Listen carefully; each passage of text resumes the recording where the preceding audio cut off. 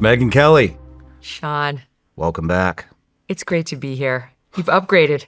It's a minor upgrade. It's amazing. Good Thank for you. you. I'm so proud of you. Well, I appreciate that. Yeah, I just feel like you've made it. It feels good. It Feels should. good. You earned it. Feels good to give my team this, too. It's a pretty cool spot. I can't get over how many great people you have here. Like, kind, competent, cool. I don't know how you find them all, but God bless you and bless them too. It's an amazing team. A lot of them been here since the beginning, but It takes an amazing team. I does. feel the same. Like, people, they don't give the team enough credit. They see you or they see me. They think we're everything. We're like one small cog in the wheel. the bigger it gets, the harder it is to trust anybody to bring in Yeah. at all. No, same. I mean, most of the people who work for me have been with me for 10 years plus. Really? Like, my assistant's been with me 17 years. My top editorial producer, we call her Canadian Debbie because she moved to damn Canada. She's been with me since 2007, since my very Wow. first show at Fox. She was my very first line producer. Wow. She's chief of editorial content for me. So she knows what I want to cover, in other words, and she'll collate the news for me. Nice. Well, I don't even know where to start. There's a lot to go over. I mean, Lots happened since we What- last chatted. yeah, a lot's happened. Man, like, whoa. Total 180, Yeah. new war, Yeah. threatening pretty much everybody, including Americans. It's just like, what the fuck is going on, man? Yeah. No, it's incredibly disappointing. There's just no two ways about it. I just feel like Republicans in general are bummed out right now, whereas a year ago, 2 years ago, they were excited, they were optimistic, they felt hopeful, and now it's like, it's starting to feel like welcome to the new boss, same as the old boss. Yeah. It sure doesn't seem like they're hiding anything anymore. I don't think Trump feels any need to. I mean, I think second term, post-assassination attempts, he's like, how you like me now? What do you think of those assassination attempts? What do you mean? Do I think they were fake? Which one? Yeah, do you think what do you think? I think they were genuine. I You think think they were they're real. legit? Yeah. I mean, I look at what happened in Butler. It's like Corey Comparatore's dead. Two other individuals were seriously wounded. There's no question that a man got on top of a roof and took shots at Trump and others and killed at least one man. Whether somebody else had something to do with it, That's more what I mean. yeah, I don't think we're ever going to know that. I hate to sound so fatalistic, but I just feel like we're never going to know. No one's ever going to really investigate. And they're going to get away with the various things that they've tried to, if not cover up, just keep our noses out of, But I don't really have reason to believe that Butler was orchestrated by anyone in particular because I haven't seen any evidence of it. The closest I've seen is Tucker got his hands on the guy's social media, as did Miranda Devine and one other person, and did some reporting on how he hated the left, then he hated the right. That's when Trump got swooped in and was sounding kind of disaffected, and then had some weird social media contacts or interactions, and then things went dark. And I think this is what's led people to say, who swooped in and manipulated him, MK Ultra style. That's I'm fine with that question, but there's been zero evidence that anyone actually did that. Like, the whole theory stops there because we don't have anything else past that point. For the life of me, I just can't understand why you would cut the investigation into your own assassination attempt. Yeah. Well, and he would say he hasn't, and Kash Patel would say that hasn't happened. Joe Kent would say otherwise, and has been for a long time. And not just that one. The guy who ran into the White House Correspondents' Dinner, what even was that? It was like a desperate cry for attention. Is that like a real assassination? Is that the dumbest plan for a presidential assassination ever? You're going to run through reams of Secret Service and ball gown wearers to try to make your way up to the dais to take a shot at him? I don't know what that guy was. I think he was radicalized by the online community, which happens with a lot of these people. But that just felt like, okay, I'm underwhelmed. So I don't have a difficult time believing that people genuinely want to assassinate Trump, and that the attempts are increasing because we live in an increasingly violent world where political violence and assassination is now getting normalized and celebrated in more and more corners. So they think they have a chance to seem like a hero if they do it. I don't know. I don't know. I don't know what to think about anything anymore, to be honest with you. Yeah. It's The biggest takeaway of like the news cycle over the past year has been none of us knows anything about anything. I think the one thing that don't know I'm anything. the most concerned about is Israel. Yeah. You're not allowed to be that. You're an anti-Semite. Well, I don't know what to. Okay. Yeah. All right. Cool. That's But, how it's gone, right? It's like a lot of us have had our eyes open on Israel, and then you learn quickly after you're not allowed to have them open. You're not allowed to ask those questions. You're not allowed to have those doubts. And if you do, your whole life is about to change. I see that. I've seen that with a couple of you guys, a lot of you guys. I don't know how you guys handle all the attacks. Well, It looks like you're having fun with them, to be Yeah, I mean, honest with you. it depends on the day. You know, some days you're like, oh my God, right? And you laugh. And other days it's, you get a slew of like legit death threats and you think, well, this isn't great. So I wouldn't describe it as fun, but it's just part of the job. I've been called everything. I've been attacked as being all the absolute worst things you can be. And, if you're going to let outside attacks define you in your own head, you're in a lot of trouble. You're not going to last in this business. So you do have to get a thick skin and sort of shrug it off and either say, I am the worst person to ever live. I mean, I'm all the thing. I'm a racist and I'm a bigot and I'm a transphobe and I'm a xenophobe and I'm an Islamophobe and I'm an anti-Semite. Oh, and I'm pro-pedophile and I'm all the things. I'm all those things. Pro-pedophile. I haven't heard that one. Yeah, that was what they said because I said that technically Jeffrey Epstein didn't meet the definition of pedophile, which is interest in prepubescent children.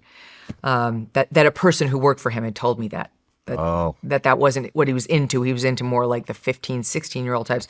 And of course, my detractors ran with it like, she's justifying pedophilia. I did see that. No, there's a legal definition of that term. And I it's did see generally that. they put the number at 13, pre-13. We're more in like the, Michael Jackson field. I've been doing a deep dive on him, allegedly, reportedly. You've been doing a deep dive on Michael Jackson? Yeah. Why?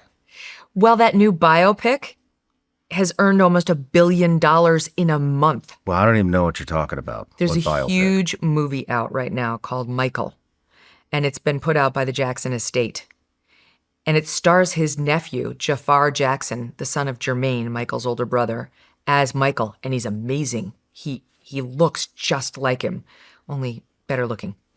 And he's got the dance moves and he practiced the voice and he sounds just like him. And there's a familial connection. So it sells, mannerisms and so on. They're there in a subtle way. And all it does is chronicle the rise of Michael Jackson from childhood to 1987, which is 6 years before the first child molestation scandal. So it's sort of clean. You can enjoy this great American success story the way you could enjoy a story about Steve Jobs or, Bob Dylan. And it just kind of lobs off what happened after 1987, which would include multiple people accusing him of child molestation. They did it for a reason. They originally had a piece on the end of it that addressed the scandal and tried to dismiss it.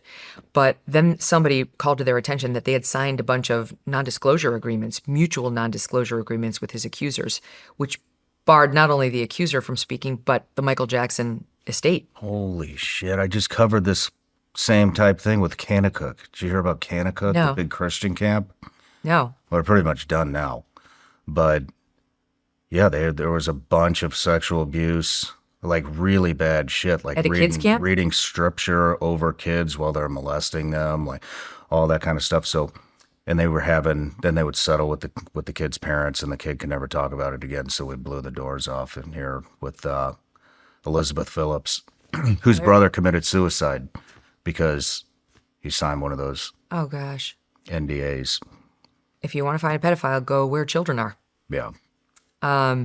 That's the problem, is that they're always, it's never like this, cloak-wearing, dirty guy in the park. It's somebody who looks pretty good, is usually very good with kids, No record. right? Totally likable, warm, the one you'd least suspect. And but they will always be in a field where they have access to children, whether it's, forgive me, Boy Scout leaders now just like so tired and worn, but it's true. It's why a lot of them went there into the Cub Scout leadership ranks. Churches, of course, not great. Schools also. You know, I told the story, but like when my one son was going off for like his 4th grade field trip, all the other moms were like, "Have a great time, honey." They were spending a couple nights overnight with teachers. And I was like, "Look out for the molesters." Oh, man. Looks back at me and I was like, "It'll be someone you trust." Oh, my gosh. I think that, I mean, that's a good, I don't think many people think like that. You know, I've done a bunch of these now because it's the thing that I'm most passionate about, because I think you could have a real impact there, unlike politics. And, but everybody always gets mad at the institution that we're talking about, the church in that particular instance, the Christian camp. And they don't, you know, it's like, tear it down. And it's like, yeah, let's tear it down. But most of these people have not been caught. And they're just going to flood into the next thing. Yeah. You know, whether that's a daycare or gymnastics or cheerleading camp or Boy Scouts or whatever it is. A doctor, pediatrician. A spokesman for a Subway company, Subway sandwiches. I know, like that Jared is one of the most perverted people I've ever actually covered. I mean, we interviewed the woman who worked with the FBI to get him on tape. You remember the Jared, the Subway guy, right? Mm-hmm. And she got him on tape talking about how to groom her own children for him. She wasn't really going to give him her children. She was working with the FBI. But and this is how they do it. Like, talk dirty to them, like raise inappropriate subject matters with them so that it will be less jarring when I do it, when I get there. This is how they do it. So this is why, you know, all these leftist, you know, submissions to our children's libraries really do matter in trying to take the guard down on discussing anal sex. Like, it's a no. Yeah. Like, what are you priming them for? But the Michael Jackson case is very, very compelling because he's one of our greatest stars. We all feel extremely proud of him. Literally everybody who's accused him has had their hand out. So it really complicates it. Mm-hmm. Like, is this about money or is this about justice or something terrible that was done?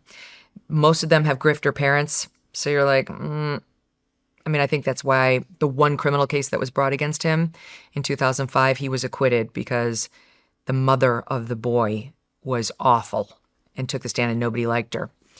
In 1993, the first case that came out against him, the mother was upset to find out her son had slept in the same bed as Michael Jackson. She was in another room, but suddenly felt a lot better about it when Michael bought her a Cartier bracelet.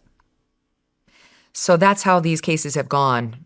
And it's left people with enough room to say, I don't know. Like, I love him and I love the music and I want to celebrate him as an American icon. And these people seem griftery. Versus like the cold hard facts, which include, as I just learned through a Quillette article, I interviewed the guy who wrote it. When they raided Michael Jackson's home in 1993 in connection with the first allegation brought against him that did not result in criminal charges because the family took a $20 million settlement and went away and wouldn't cooperate with the cops. But in that case, there was a search warrant for his home.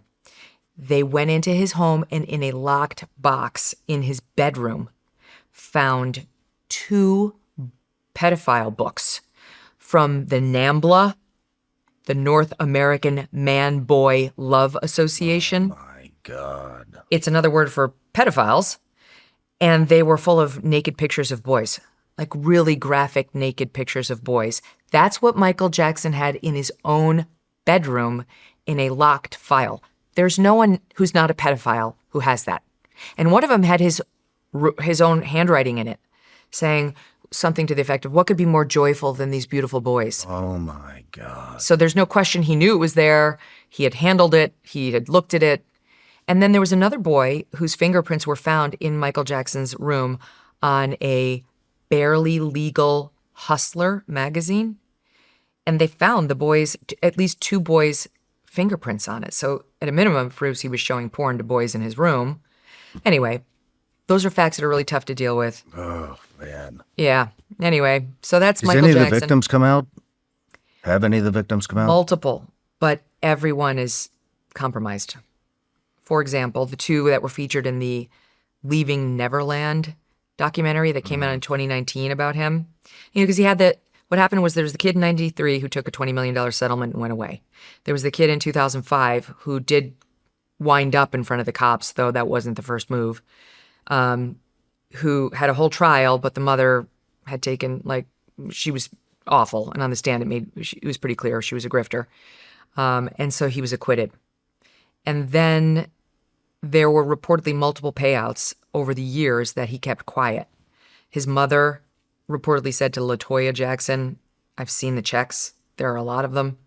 There's another report that by Diane Diamond, journalist who used to work for Hard Copy, and she was integral to the whole Michael Jackson reveal. She actually had gotten lots of tips about him, including from Division of Child and Family Services. She kind of broke this whole case open back in the 90s.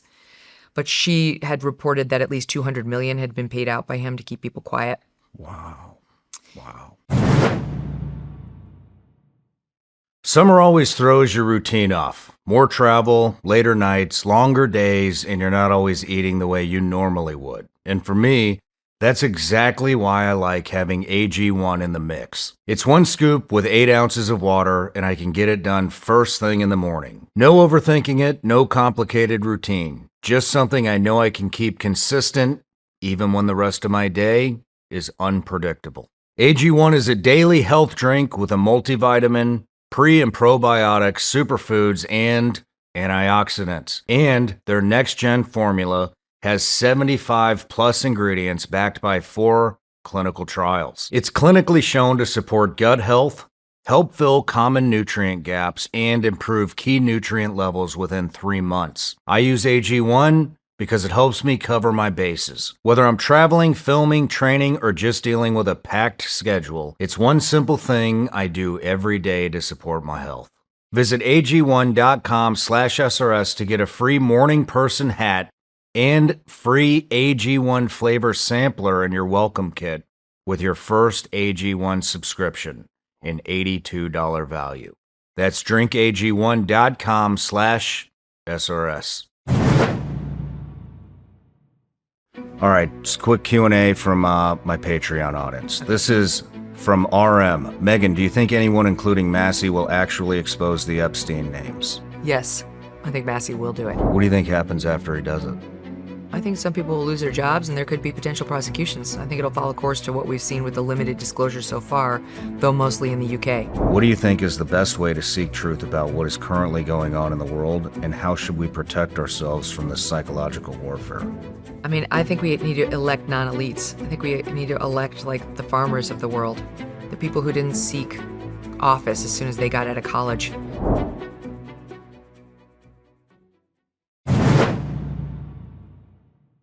Yeah, but the ones we know about are the 93, the 2005, then the 2019 documentary. I use that term very loosely because it wasn't.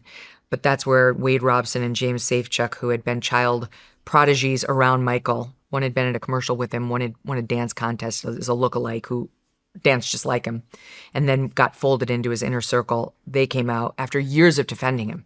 Wade Robson took the stand at his trial and said, absolutely not, as a kid. James Safechuck, I think, gave a deposition in the case, but didn't take the witness stand at trial and said, absolutely not, never. Macaulay Culkin took the stand at his trial and said, absolutely not. Emmanuel Lewis, who played Webster on that Smash series, he didn't take the stand, but he said, he says to this day, not a finger, absolutely not. He's never touched me. Well, so that's 4 I just named. 2 out of the 4 maintain their stories to this day. There's a third who's same. He took the stand and said never, and that guy too, he maintains the story, never. But 2 of the ones, Safechuck and Robson, in the 2019 documentary, changed their story 180 and said he was molesting me the whole time. That was 3 or 4 years after they had both filed a civil lawsuit against the estate for money. Why did they file a civil lawsuit in 2013 or 14 or 15, in that time frame? The estate had started making money again. It was all but destitute when Michael died. He had paid out a lot of money. He was in serious debt. His brand was no longer good. People were like, ew, you're gross. We believe what's happened. And he really was The estate was literally valued at zero, reports the Are New you York Times. serious? Yeah, when he died. But the lawyer in whose hands he left the estate management, who's featured in this biopic, Branca is his name, decided to gamble with a Cirque du Soleil Michael Jackson production and then Michael Jackson, the Broadway musical. And both were hits and have been making real cash. And they realized that there's actually still a market for Michael Jackson. People want to celebrate his music and his dancing and his amazing accomplishments, and they're able to do it without thinking about the artist versus the art. Damn. And then came the biopic, and it's already made almost $1 billion in a month. And they have a round 2 ready to go. So people are starting to come out of the woodwork with their hands out. $1 billion in a month? Yes. Holy shit. Wow. Well, I had no idea any of that was happening. Yeah. Interesting. Yeah. So, Jeez. yeah, I don't know. To me, the legal stuff is always very interesting. And I'd rather talk about that these days than politics. Politics is so depressing. Not that that story's uplifting, but at least it's interesting because there's a mystery to solve about someone we all have feelings about. Mm-hmm. You know, everybody has a feeling about Michael Jackson. Yeah. And he's an interesting, fascinating person with the weird 4-inch eyelashes and the nose. And, Couple of minor surgeries. yeah. But wow. Yeah. Well, let me give you an introduction, even though you don't need one. You ready? Sure.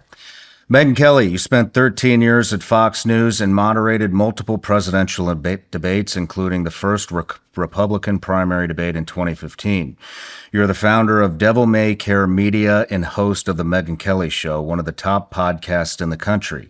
Your memoir, Settle for More, debuted at #1 on the New York Times bestseller list. Over your career, you've interviewed world leaders, presidents, athletes, entertainers, and some of the most influential figures on the planet, from Vladimir Putin and Benjamin Netanyahu to Donald Trump and Joe Biden. Recently, you found yourself at the center of criticism from parts of the conservative media, and even from President Trump himself over your coverage of the growing tensions surrounding Iran and America's roles overseas. Welcome back to the show. Great to be here. Great to have you. And, everybody gets a gift. Same gift as last time. Vigilance League. Yeah, nice. Legal I'll take in all it. 50 states. Thank you very much. You're I'll hide welcome. it from the children. You're welcome. Awesome. But, we have a whole, I want to talk about Massey, all the attacks Trump's done on you, Ben Shapiro, Mark Levin, your best friend. I have a different name for him. I heard. Micro penis. Good one. The soldiers, or the soldier that got busted with the poly market stuff, which I think he was only, doing what these guys set the example of. The Iran war, Canada's oil pivot. Do you know about this? No, what are they doing? They've pivoted away from us. We'll get into it. They're now selling, 900, almost 1 million barrels a day to China to diversify away from us. The petrodollar, lots of shit. AI, Cuba. We'll see what we get into. Okay. But first off, what is the Massey? What does that race mean for us?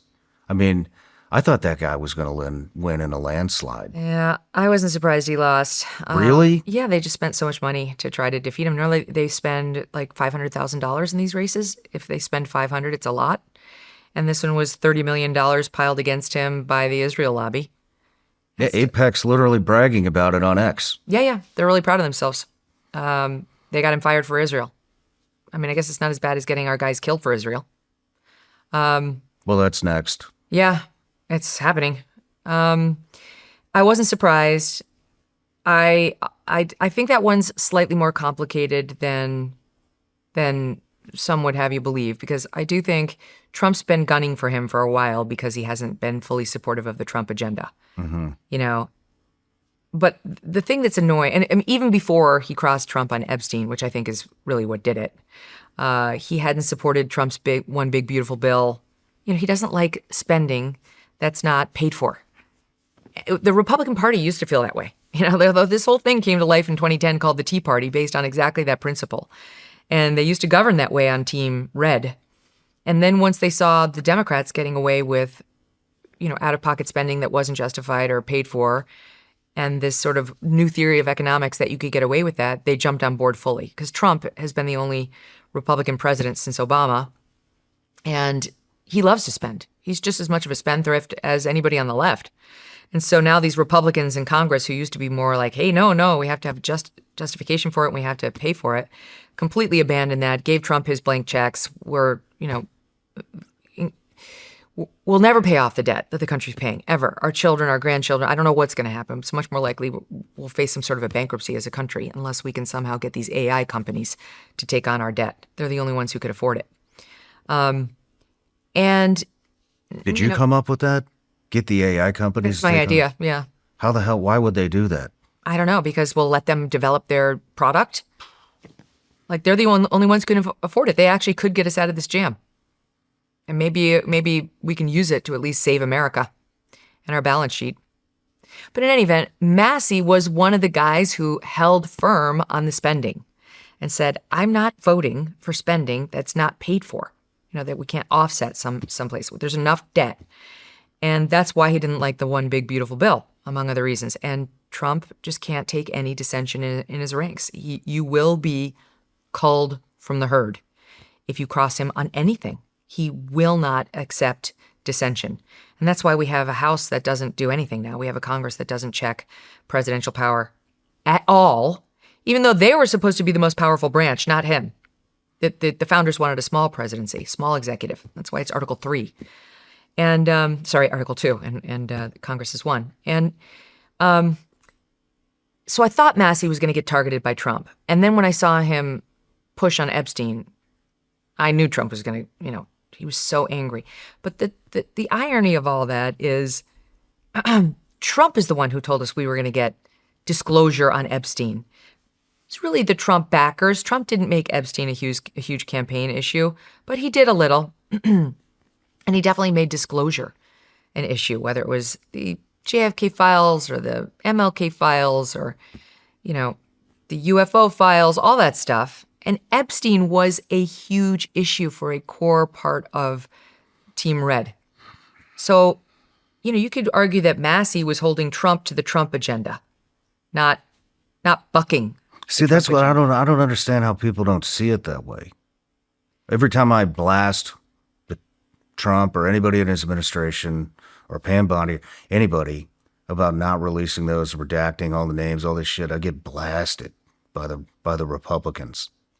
So it's always important to ask who you're getting blasted by. I mean, it could be bots, probably bots, but I can't tell. Ooh, if it has anything to do with Israel, it's bots, for sure. But when it comes to like what you just said, there is, what's core MAGA now? I have no idea. I think I know. Trump has said from the beginning... Pedophile supporting Israeli lobby? Well, I have no idea. Need a different acronym. But Trump has said from the beginning that he defines what MAGA is. MAGA is what I say it is, he has said. And he's not wrong. It's his moniker. It's his campaign slogan. And all along, he's defined what is and is not MAGA. And he told me personally, MAGA will feel the way I want them to feel. I'll tell them how to feel about this, that, or the other thing, and they will. And he has been totally right on that. The problem for Trump now is that he has defined MAGA literally to those who agree with Mark Levin. If you don't agree with Mark Levin, you're not MAGA, which means you must be a neocon whose main issue is what's in the best interest of Israel. And that defines MAGA down to nothing. It's a nub. So what's that? It's not large. It's not important. It's not cool. It's not appealing to young people. It has no future. Much like Mark Levin himself, it's old, it's angry, and it's dying. And so those are the people who, like, the die-hard loyalists who will just feel the way Trump wants them to feel are the ones who are harassing you for saying what you think about Thomas Massey. They're entitled to their opinion, but they do not represent the Republican Party. They don't represent the right, and they definitely don't represent the future. Well, I don't even know what the Republican Party is anymore. Yeah, Nobody stands up for anything. it's unclear. Not inside. All these people I thought were Republicans on the outside are standing up against it. But nobody on the inside is, except the people that are resigning and Massey. Yeah, yeah. But I mean, all the Pete Hegseth fucking went down there to campaign against him. What is that shit? Did he forget he started a fucking war? Yeah. That was so highly irregular. What the fuck was that? Is that even legal? It's legal, but Because it's as a military member, you can't be doing shit like no. that. And we have never, like in modern history, I think it's fair to say, I can't think of another example, have we deployed the Secretary of Defense, or now War, for a specifically political mission, right? Like we've always tried not to do that because it's important that our military have the support of all parties, that they not be seen as a politicized group. And I think the Pentagon tried to justify it by saying, oh, he was going down there on multiple items. You know, it wasn't just to sink Massey. That's tough to swallow. And it's like so much with the Trump presidency, it's a bridge we shouldn't have crossed. Like there are certain norms and protocols that are good, that are there for a reason, to maintain some faith in institutions. And you can make a very strong case that faith in the Department of War is at the top of the list. People need to believe that that's not a corrupt organization or one that only fights for one side of the aisle. And we need to keep the troops out from that kind of scrutiny too. And it starts at the top. So it was wrong. They should not have deployed him in the fight against Massey. It's disgusting. I mean, it's just a shitty example for everybody in the military too, to have the top guy going around and campaigning for people when literally nobody else in the military is allowed to do that. Yeah. And, you know, how do they feel? I mean, like, I'll guarantee you the vast majority of the military, if you polled them about like whether they wanted Thomas Massey to be reelected, would either have no opinion, or you'd have leftists saying, well, I just want him out altogether because, you know, I'd rather have a Democrat in there. But the right wing of the military is going to be just as divided as those of us who are not in the military. So it's like, who are you speaking for? You know, it's not like something that has popular support within the group he represents. So what does this all mean? I mean, I thought he was going to win. I thought for sure he was going to win, but then he didn't. And Israel bought it. They bought the election. So what do we even vote anymore? What's the fucking point? Legitimately, what's the point? It's very hard for me to argue against your cynicism. I think a lot of us, we have a duty to vote, but like, why? yeah, for what? What? If they're just gonna, I mean, ideally, a candidate will come along who will represent an antidote to the system. And I know that we thought Trump was that, but like, if you look back, there were a lot of signs that Trump was not going to be that. You know, the self-dealing that Trump's always done on economic matters, like finances, around his family business, should have telegraphed to us he was viable. mm-hmm. I don't think everyone is. You know, I do think like Thomas Massey wasn't. There are certain people who actually have deep principles and they stand by them and they couldn't be bought and paid for. Now, could they win in a presidential election? That I don't know. Haven't seen that in recent years. But for me, the line between left and right is merging. You know, like there's something rising out of the middle of that is You're talking with Anna partisan. Kasparian. Yeah, I love her. It's awesome. I love her. I do too. Well, She's awesome. People think of me as a Republican, but I haven't been a Republican in over 20 years. I was a registered Democrat when I was fresh out of school, and then I was a registered Republican for a few years when I was like right around when I joined Fox News. And then I quickly realized I don't want to wear either of these team jerseys. I'm against both of these guys. And I registered as an independent. I don't know, it's back in like 2004 or someplace around there, which I have been ever since. And I voted for Dems and Republicans. So I'm pretty centrist in my politics. Now, my cultural sensibilities are definitely more on the right these days than they used to be. But I share a lot in common with some on the left. So I think something's coming out of the middle that is going to be the future. It's going to complicate politics in a really probably good way. Not for the existing parties, but there will be, as a result of that emergence, there will be a candidate or more who stand for what's happening there in the middle.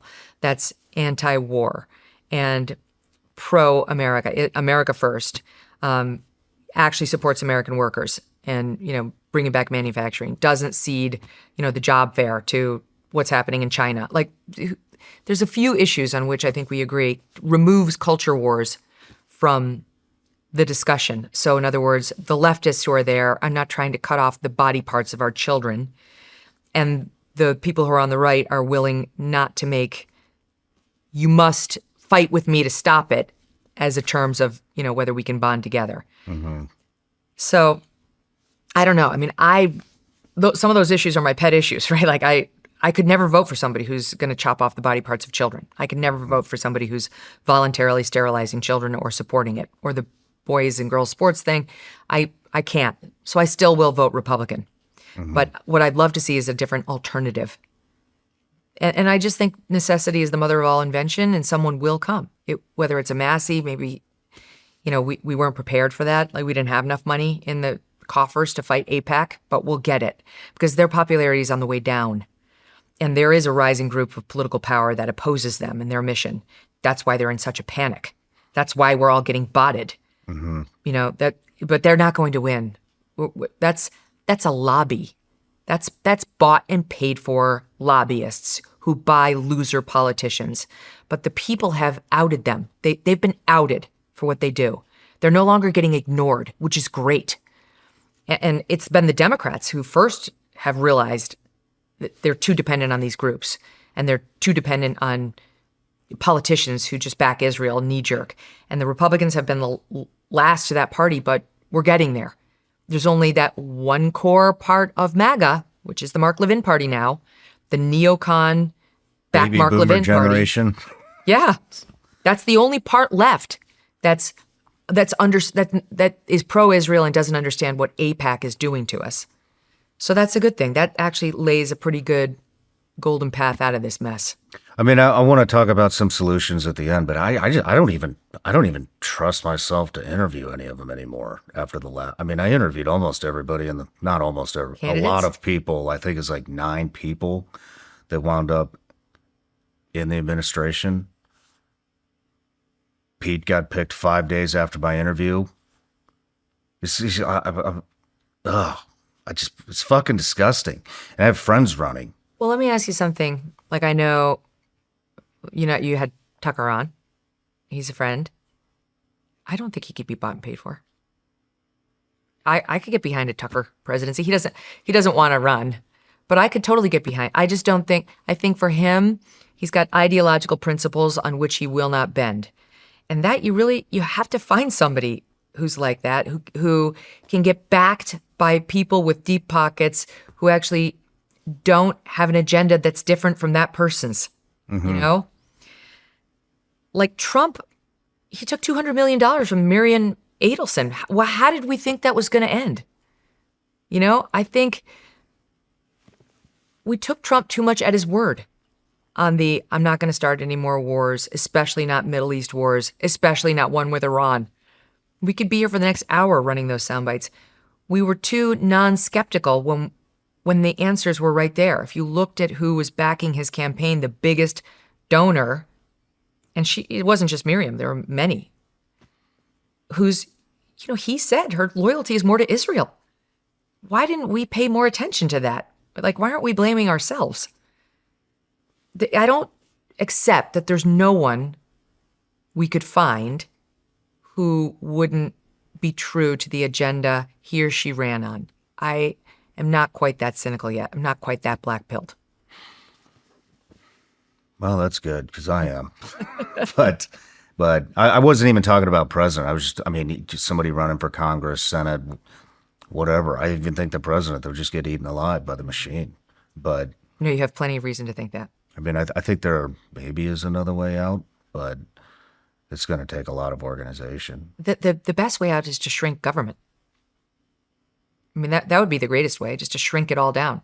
Stop with the, unitary executive, shrink the president's powers. It's happening. It Trump's is. been reduced to executive orders only.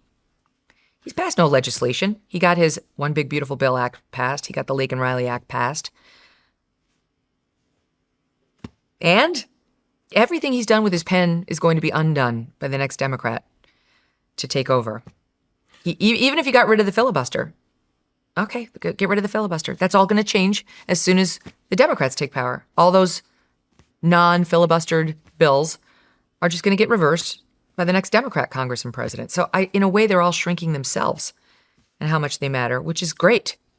Is there anyone sitting around thinking, if only we could have more government? Well, leftists are. No sane person is thinking that. Yeah. I don't know. I don't know what to think anymore. I don't even trust my own intuition when it comes to politics, because I thought things were going to be so different, and I got fucking duped. Nobody knows anything about time. anything. It's one of the themes of the year. The thing is, the Trump thing is so disappointing because he did seem like he was going to be different. He was independently wealthy, so there was some reason to believe he wasn't going to need their money or be swayed by it. He's such a fighter and a middle finger. He's a walking middle finger. So you kind of felt like maybe he won't do Miriam Adelson's bidding, and he's too smart for that. That's how I saw it. There's no way he's going to be pressured by a lobby into reversing himself on one of his top and principal campaign promises. It would be the same as continuing Joe Biden's open border policies. That's how impossible it seemed that Trump would start a war. And everybody's like, he said Iran can't have a nuclear weapon. He said, his defenders say, he said that Iran can't have a nuclear weapon. Yes, he said that. Iran was not close to getting a nuclear weapon. Those are lies. The people who are making that justification for Trump are neocons who just, they believe in a very hawkish foreign policy. That's fine. They're entitled to their belief, but don't expect me to believe your lie, because we saw the intelligence assessment right before we launched the war saying they're nowhere near a nuclear weapon. So just stop. Okay. Stop. Don't tell me to trust the system that they were about to have it when the system has told us you're wrong. Your intel is wrong. And that's pre the June strike. Post the June strike, Trump is the one who told us he obliterated their nuclear weapons facilities. Pete Hegseth told us that. And now we're not allowed to believe that, or we're anti-Semites. And I believed them the first time. I actually believed them that we obliterated and repeated it and defended them when others said it was bullshit. So fuck you for telling me I'm no longer allowed to believe that. You're the ones who told me that. Man, it's enraging.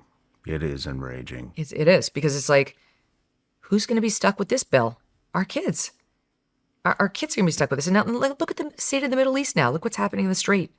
It's I go by the people around me, first of all, my friend and hairstylist Sarah, who I love. She's like, I am sick of talking about the Strait of Hormuz. Because she's a normal person. She is worried. She's like, I have a good job. I make decent money, and I can't get a house. And it cost me $150 to fill up my car yesterday. That's what a normal person sounds like. But what's happening in the Strait is causing some of those problems that she's having. And because of Trump now, we are forced to think about the Strait of Hormuz, which is in worse shape now than ever, because there's no way we're emerging from this without Iran somewhat in charge of it. There's no way. I'm scared to death that the U.S. dollar is going to be thrown off the world reserve currency. I don't even really know what that looks like if it does, but it's not going to be good. And that's what seems to be happening from my perspective. I mean, they're hitting all the infrastructure of our allies that reinvest all that oil back into Wall Street. I think it's UAE already said was it UAE? They already came out and said when we run out of US dollars, we're going to the UN. Yeah. And look at the position that the country's in just if you just zoom out, where, we are swimming in debt. We have no plan to pay it off. We don't even have any means to pay it off other than possibly my idea. And China is growing at a rate that's something like 10 times the American growth rate. And we are facilitating it for them. I need you to stop what you're doing for a second and really listen. If someone relies on your income and you don't have life insurance yet, this needs to move to the top of your list. I've had to think about that myself, making sure my family isn't left dealing with everything if something happens to me. Fabric by Gerber Life is term life insurance you can get done today, made for busy parents like you, all online, on your schedule, right from your couch. You could be covered in under 10 minutes, often with no health exam required. If you've got kids, especially if you're young and healthy, this is when locking in a lower rate actually matters. And Fabric has flexible, high-quality policies that fit your family and your budget. Even something like $1 million in coverage for less than $1 a day, or more or less depending on your needs. They've also partnered with Gerber Life, which has been trusted by families for decades. And Fabric gives you more than just a policy, things like free digital wills and tools to plan ahead for your kids, all right from your phone. Join the thousands of parents who trust Fabric to help protect their family. Apply today in just minutes at meetfabric.com/Shawn. meetfabric.com/Shawn. And use my link so they know I sent you. meetfabric.com/Shawn. Policies issued by Western Southern Life Assurance Company. Not available in certain states. Prices subject to underwriting and health questions.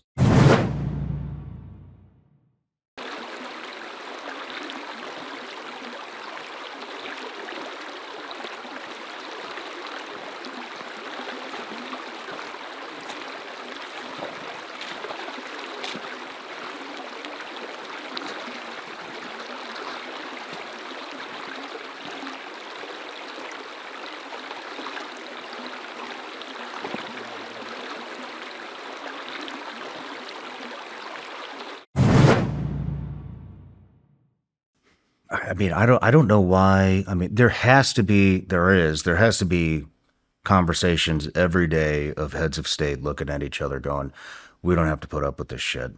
These people have weaponized our dollar, the tariffs, the sanctions, all that. We don't have to deal with this shit anymore. Yeah. And it's happening. BRICS is growing. Yep. BRICS is growing. I wanted to wait and talk about this shit with Canada, but this popped up on my radar the other day.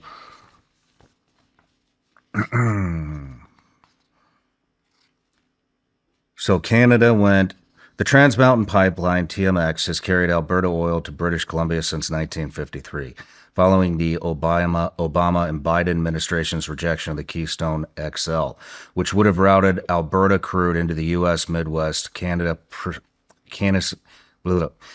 pursued its own Pacific outlet. The expansion was approved in 2019, survived COVID delays, and was completed in May of 2024, nearly tripling daily capacity from 300,000 barrels to 890,000 barrels. So now Canada has pivoted, and here's the timeline. As I said, Biden cancels the Keystone Pipeline in January of 21. 25% on tariffs on Canada. February 25. Annexation threats began. That's when we're saying, we'll make them the 51st state. Then we blame them for the fentanyl crisis. Then we raise the tariffs to 35%. Then we threaten them with 100% tariff if they do deals with China. And it's just like, we're just this crazy fucking schizophrenic country. And so now Trump is threatening them with 100% tariffs to do deals with China, but the previous administration didn't even put the pipeline down here. Mm-hmm. So we're punishing them for our own fucking dealings. Mm-hmm. Yeah. The whole world, and we're doing this shit all over the world. We look like bullies. We look like fucking schizophrenic idiots now. I can defend the fentanyl thing from Canada because I will say once we did a better job of enforcing the border down south, there are several reports that they started boat loading it up to Canada and getting it in, from our evil top hat to the north, as Michael Knowles calls it.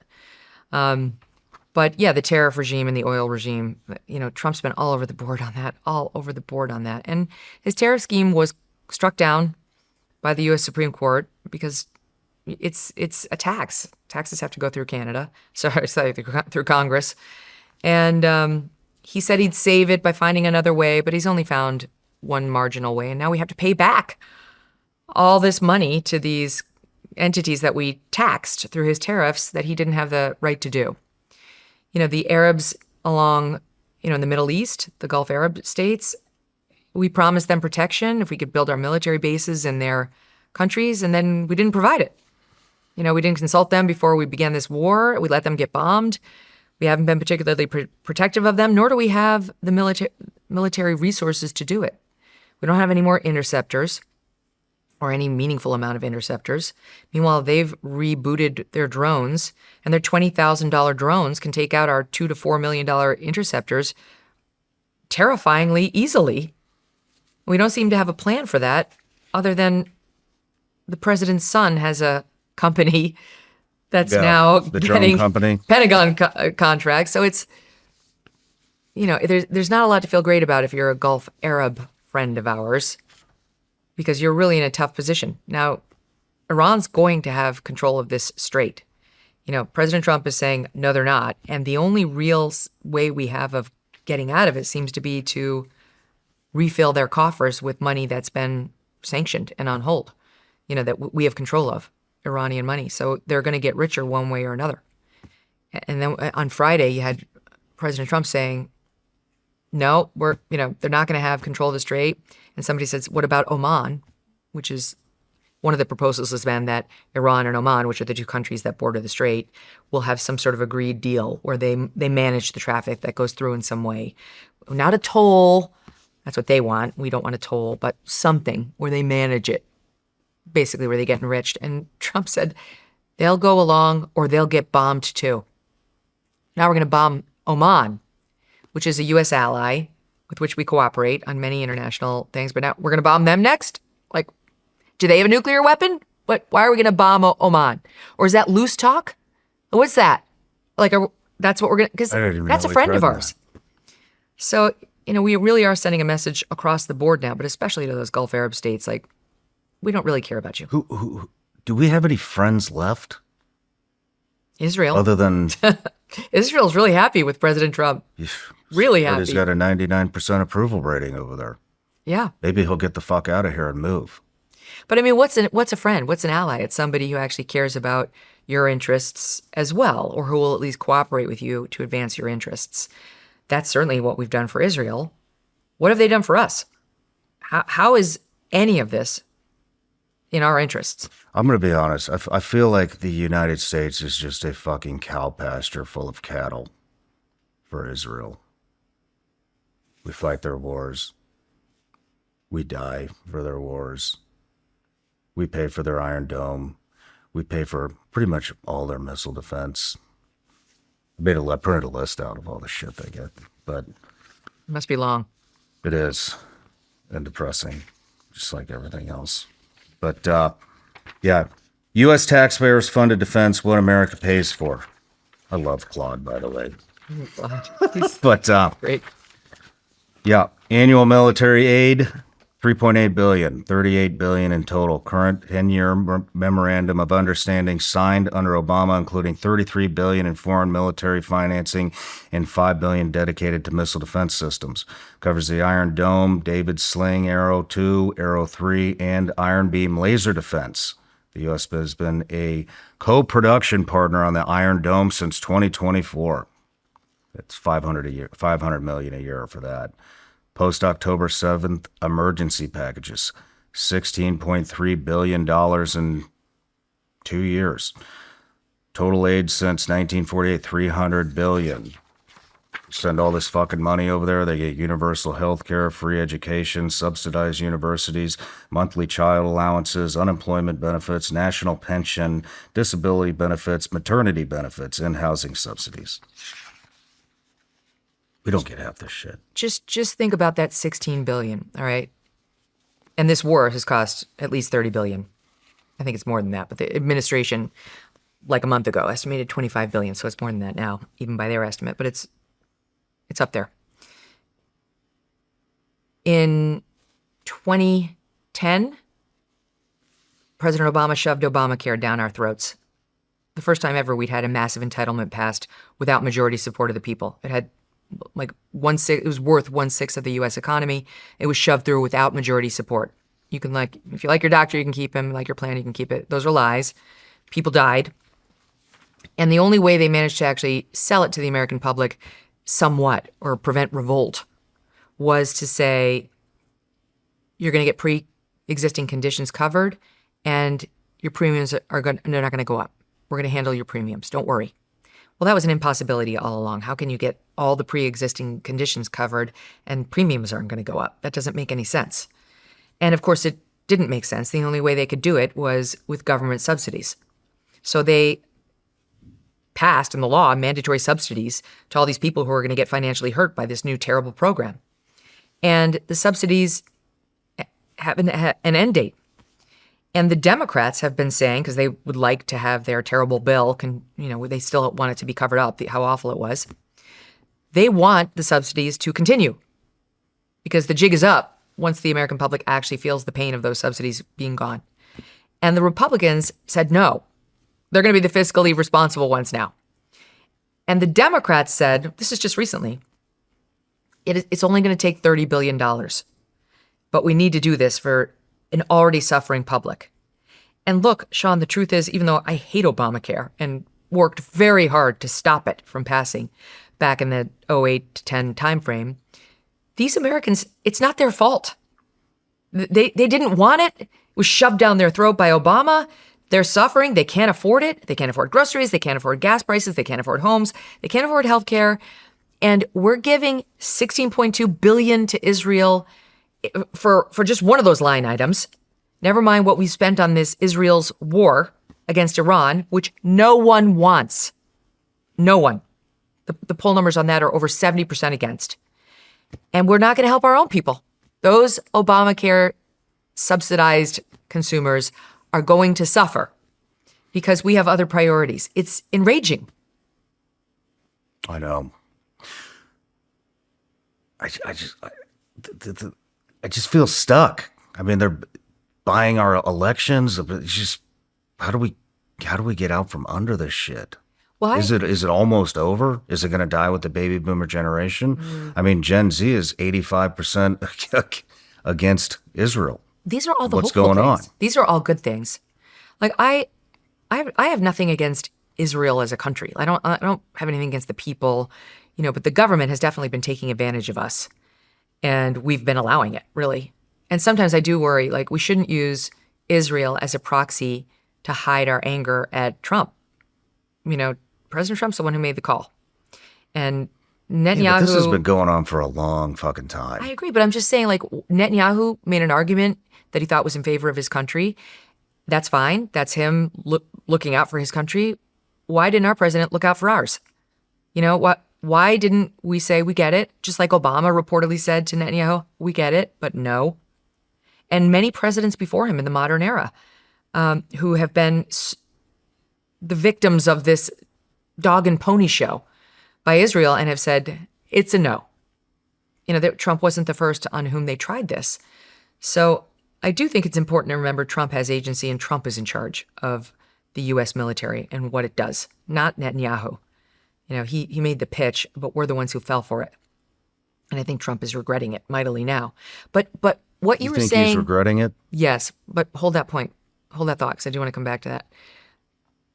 All the stuff you just said is why we should feel optimistic. Like, if you go to the doctor tomorrow and you find out you have cancer, you might feel sad, but it's actually a good day because you found out about cancer, and it's better to know so you can do something about it. The reality was the same yesterday, today, and tomorrow. You have cancer. But after knowing it, you're in a better position to improve your life and to make real changes. That's how I see this whole problem with Israel. We didn't understand this on the left or the right, about how much influence Israel had over American politics. Some did. Glenn Greenwald has been like sounding the alarm on this forever, as have people like Anna Kasparian, but like Cenk Uygur. But it's been a smaller group. This wasn't something that was either known or accepted, I guess might be the better word, by both parties in America. And it is now. That doesn't mean they're not going to still win some battles, especially on Republican elections, because Republicans are still close to this lobby and in bed with them financially. But this is the beginning of the end of that. The incredible response to 10/7, what Israel did in carpet bombing Gaza, and now Beirut, by the way, and getting America into a new Middle East war, leading our soldiers to be killed, endangering another generation. This is going to be held against them. The Americans are awake now on the issue of Israel, yours truly included, in a way we weren't the day before. So that's the good news. On the subject of Trump regretting this, I do. I think he regrets it very much. Why do you think that? Because he's not dumb, and he knows it's crushing him. It's crushing his numbers. When have you ever seen Trump exposed to bad polls not come out and attack the polls? Why isn't he doing that? Because it's every poll. It's every poll. Left, right, center. There hasn't been one poll that's good for him other than one CNN survey of core MAGA voters early on in the war who said they were all 100% with Trump. Well, MAGA is basically defined as you're pro-Trump. So, of course, they're going to go along with Trump. But MAGA is shrinking. At best, it's 19% of the electorate and or of the Republican Party. And so it's shrinking. It's shrinking in relevance. And the rest of the Republican Party is having real doubts about this war. And, of course, the left is totally against it. So I think Trump is looking at his poll numbers, and he understands that not only we have a 70% disapproval rating on this war and climbing, but it's driven down his approval ratings on the things that really do get people elected, like inflation and the economy. It's caused inflation. We can all see that. For the first time last month, we saw the cost of living, like the cost of wages, the wages increase was lower than the increase in inflation. One was 3.6%, one was 3.8%. So people's paychecks are literally no longer keeping up with the rises in inflation. And his approval ratings have a corresponding dip. He is way underwater on his economic approval numbers when it comes to the overall economy and certainly on inflation with everyone. All the Hispanics who came to Team Trump in 2024 are gone. Not only are they're not ambivalent, they are saying that they're going to vote for the Democrats. They are deeply disappointed in him. Everybody's fucking gone except Fox News, Mark Levin, yes, Benny Johnson, and Dan Bongino. Yeah, the white working class leaving. Am I missing anyone? I mean, Rogan, you, yep, Tucker, Candace, Tim Dillon, all the comedians, Theo Vaughn, me. Every big podcast out there is like, fuck you. Yeah, you lied. Fuck you. You betrayed. I mean, I'll tell you, for me, it's been a confusing time. It's been a frustrating time for most of us, I think. But I still support the basic Trump agenda. And I still really have hopes that he will get back to it, if for no other reason out of practicality, to save what's left of his presidency. Like, I really kind of believed in the whole let's deport the illegals thing. He did close the border, and I give him total credit for that. He did fight the gender war, and he's made a serious difference there, and I'm very grateful to him for that. I think those are both pretty low-hanging fruit. Yeah, I know, right. But I would love for him to get back to focusing on domestic issues. It's almost like Trump found it's really hard to have an effect on those issues and gave up and said, like, foreign policy is one area in which a commander-in-chief can make a real difference, which is true. So I'm just going to focus on that.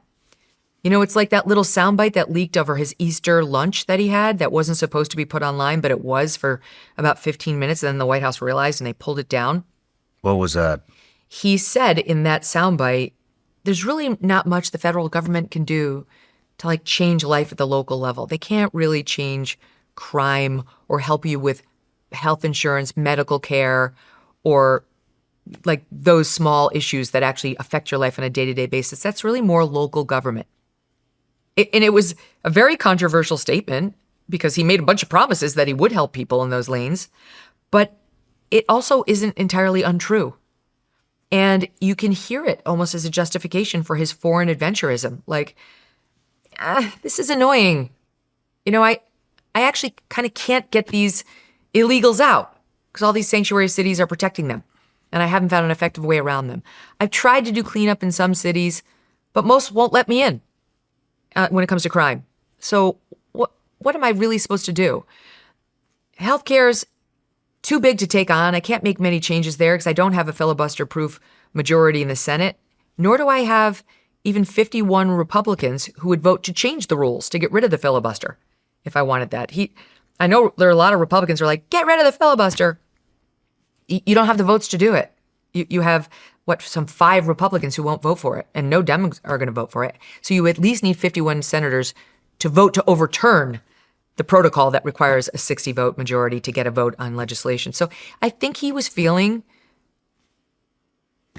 what else can I do? All I have is these executive orders. I issued all the ones I was interested in at the beginning of the presidency back in February of 25. So what else can I do? Oh, here's something fun. And I think he loves the military toys that he discovered with the Maduro raid. And He could have released the Epstein files. that is a mystery to me.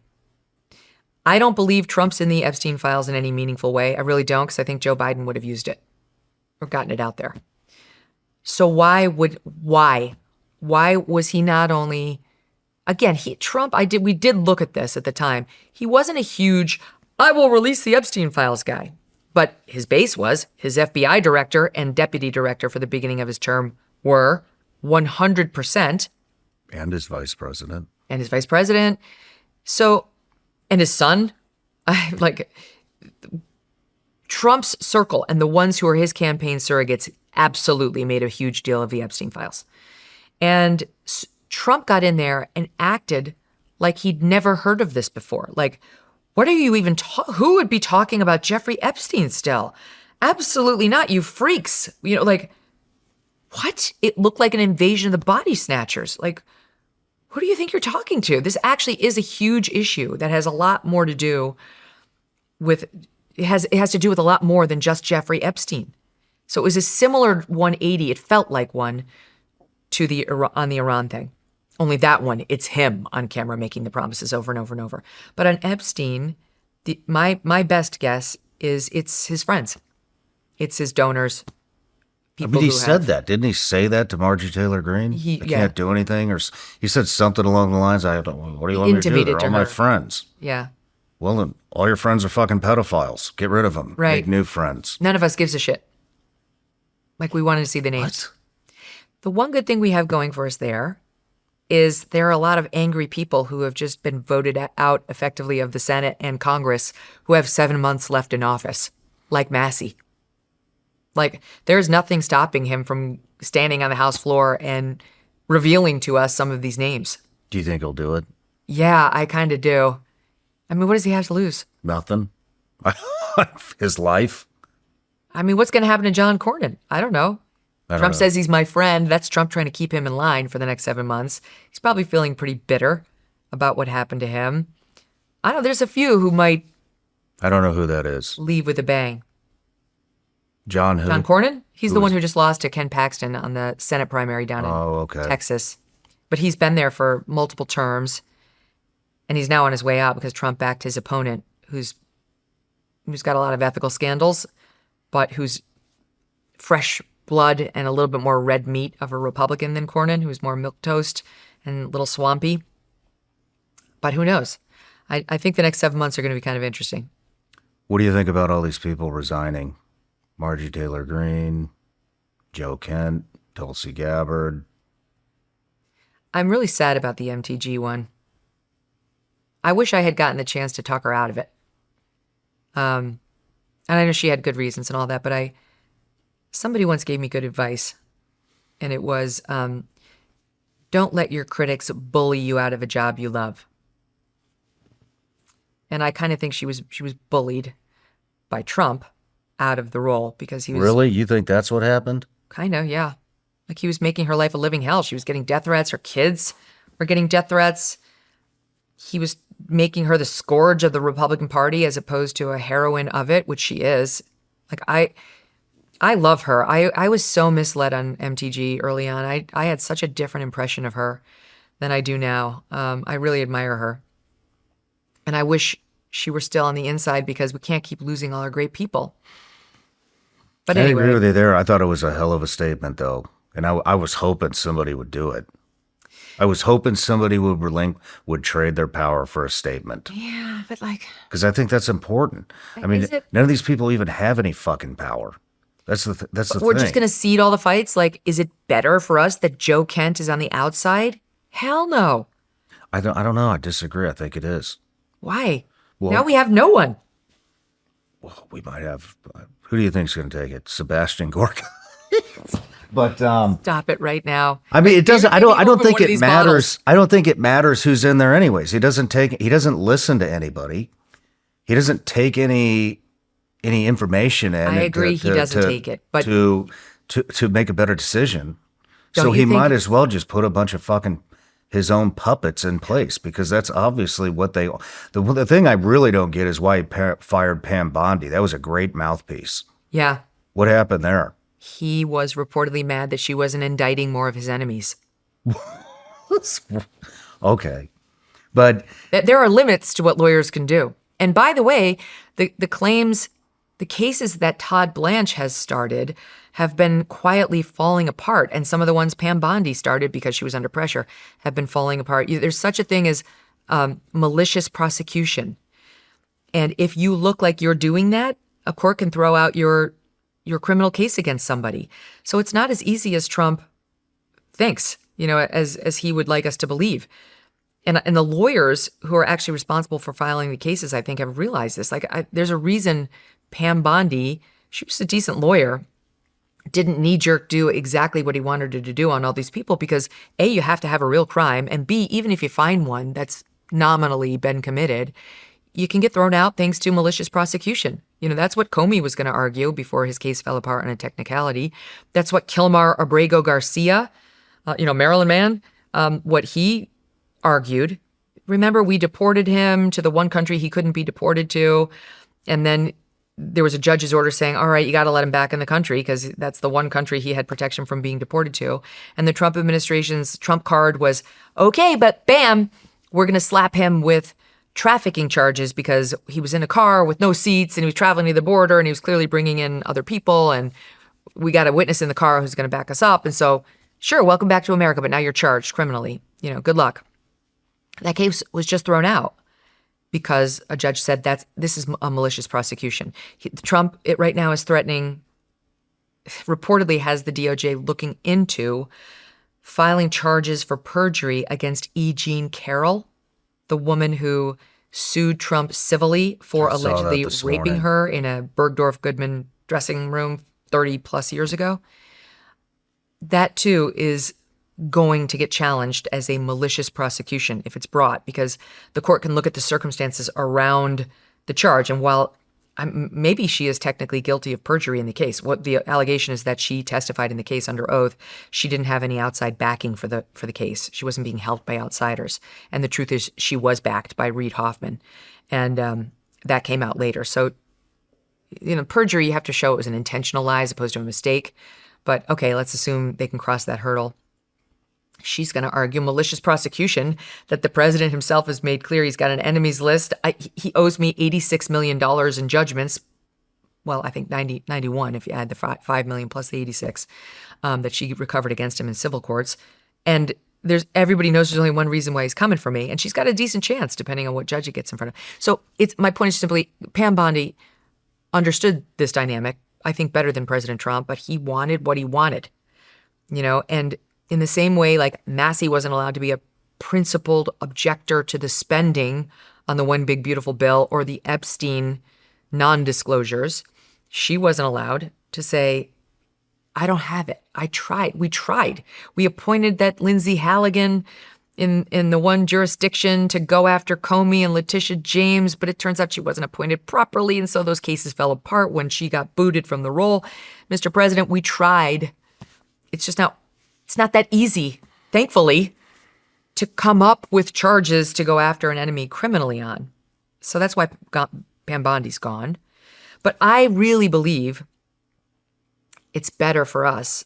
I admire Joe Kent and am grateful that, he made a point when he left of like saying why.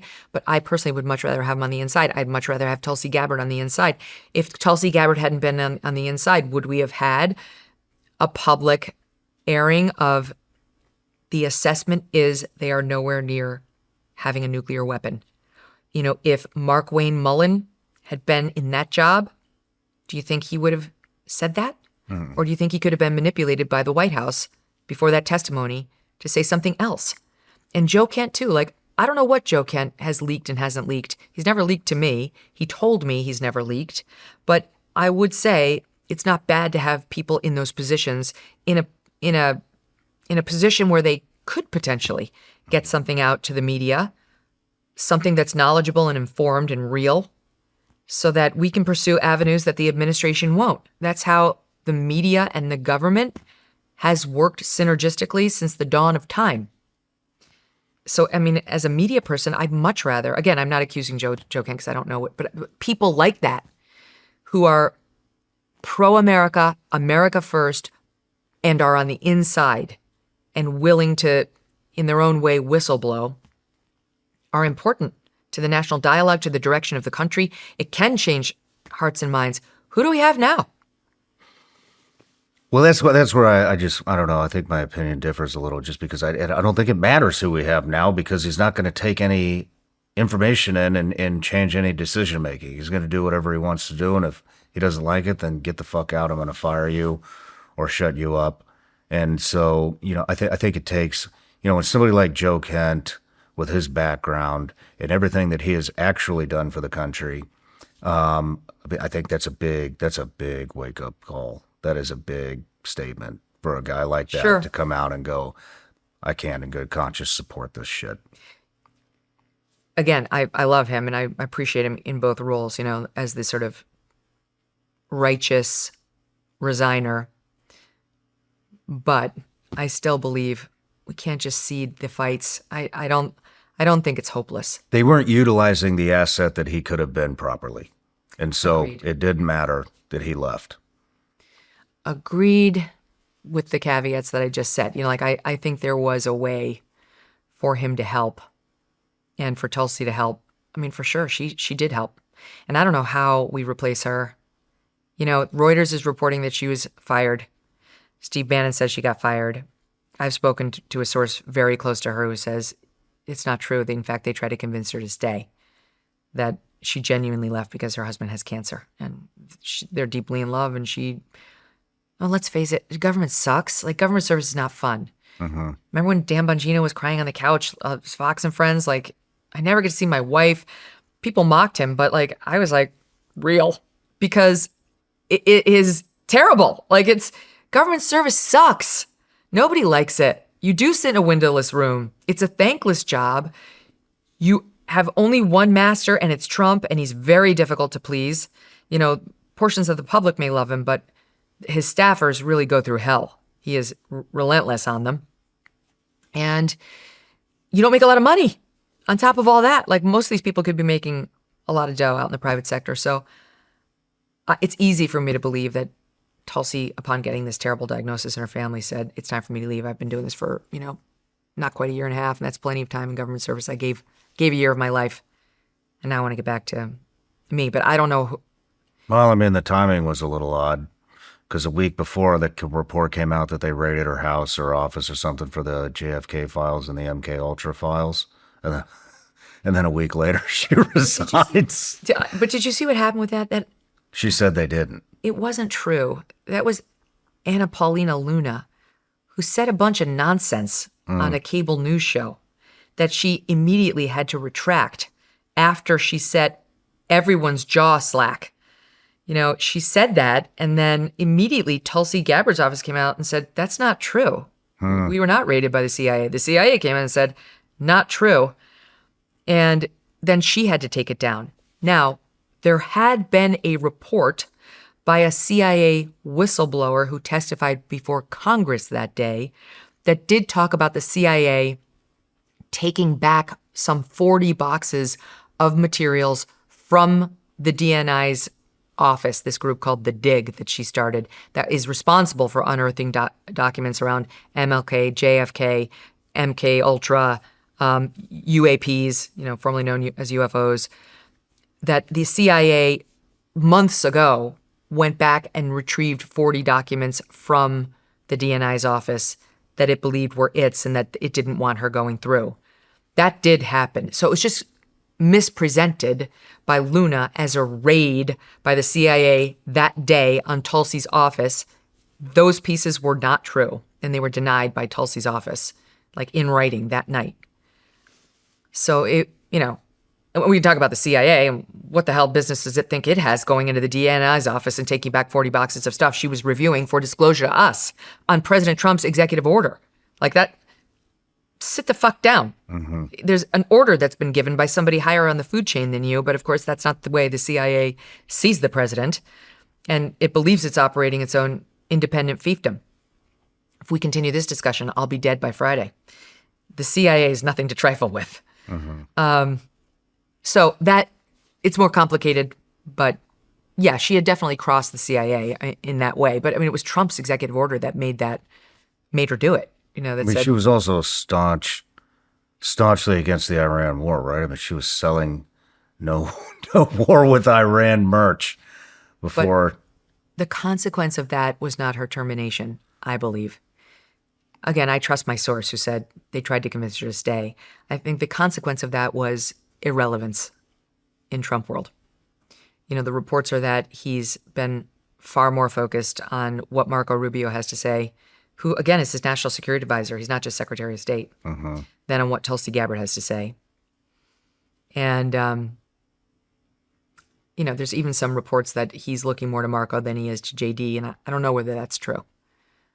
It could be, because I think JD Vance is much more of a non-interventionalist, and Trump's feeling pretty interventionalist these days and he wants sweet nothings. He wants these gummy bears shoved down his throat, just the lovely taste of sugar instead of cold, harsh reality, which is what a president needs to hear. Yeah. So, yeah, it's not going in a great direction in terms of staff. I got a hot question here for you. It has to do with this. We had Claude scrape the internet for everything happening inside the Trump administration right now, and here's what it came back with. Tulsi Gabbard is out as DNI as of last Friday. The fourth cabinet official gone after Kristi Noem, Pam Bondi, and Lori Chavez. Trump publicly said she was wrong on Iran weeks before her resignation. Joe Kent, his counterterrorism chief, resigned in March, saying he cannot in good conscience back the Iran war, and Trump's response was a Truth Social post bringing up the death of Joe Kent's first wife, a Navy technician killed by a suicide bomber in Syria. One of my really good friends also died in that, Scotty Wirtz. Meanwhile, Pete Hegseth, he said, helped get the job, has survived Signalgate, a second Signal chat that included his wife and an entire chief of staff team resigning, and an IG report saying he endangered service members. So here's the question. Did she get rolled or was she pushed? And why is Hegseth still standing when she's not? Well, I think I've answered what I think about whether she got rolled. Hegseth is doing exactly what Trump wants him to do. That's why he's still standing. It was crazy what Trump said about Joe Kent's wife. It was deeply wrong. Mm-hmm. I responded to this last week in an interview with the Hodge twins, and my right-wing detractors, like the neocons, clipped it to just me ripping on Trump and his marital history as though I just decided to take a gratuitous shot at Trump. It's not what happened. He is in a glass house. He is in no position to criticize anyone's marital decisions. And that's on top of the point that what he said is morally wrong. You don't criticize a man whose wife has been killed in service of your administration, Trump 1.0, who served honorably, the mother of his children, for 4 years later, finding love again and finding a stepmom for his 2 little ones? That's disgusting. Who would do that? That's a disgusting comment Trump made. And I was asked to respond to it, and that was the response I gave, and I stand by every word. Pete, look, if you want to go through like the marriages of the Trump administration and which one should be scrutinized, like I believe Pete is in love with his wife right now and that he has a good marriage. But, as I said when I was defending Pete from that bullshit rape charge that was used to try to sink his nomination, don't marry Pete, but it shouldn't be a disqualifier for this role. But it's fine for Trump because Pete does what he says. And Joe Kent's decision to remarry somebody 4 years after his wife had been killed in a war that Trump sent her to, that somehow is something we're supposed to hold against him. Why? Because he was mildly and respectfully critical of the Iran war. He handled that in an honorable way. And I understand people are critical of him because they say you should have just quit. You were in service of the president. You don't detract from the commander-in-chief. And I accept those criticisms as valid and in good faith. I don't agree with them in this case, but I don't take them away from the detractors. However, there's absolutely no basis to criticize his marital decisions. So, I agree with the question. The premise of the question is that, is there a double standard depending on whether you do Trump's bidding? And the answer is absolutely there is, 100%. There's a follow-up.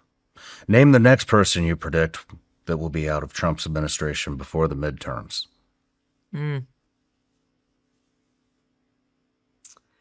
RFKJ?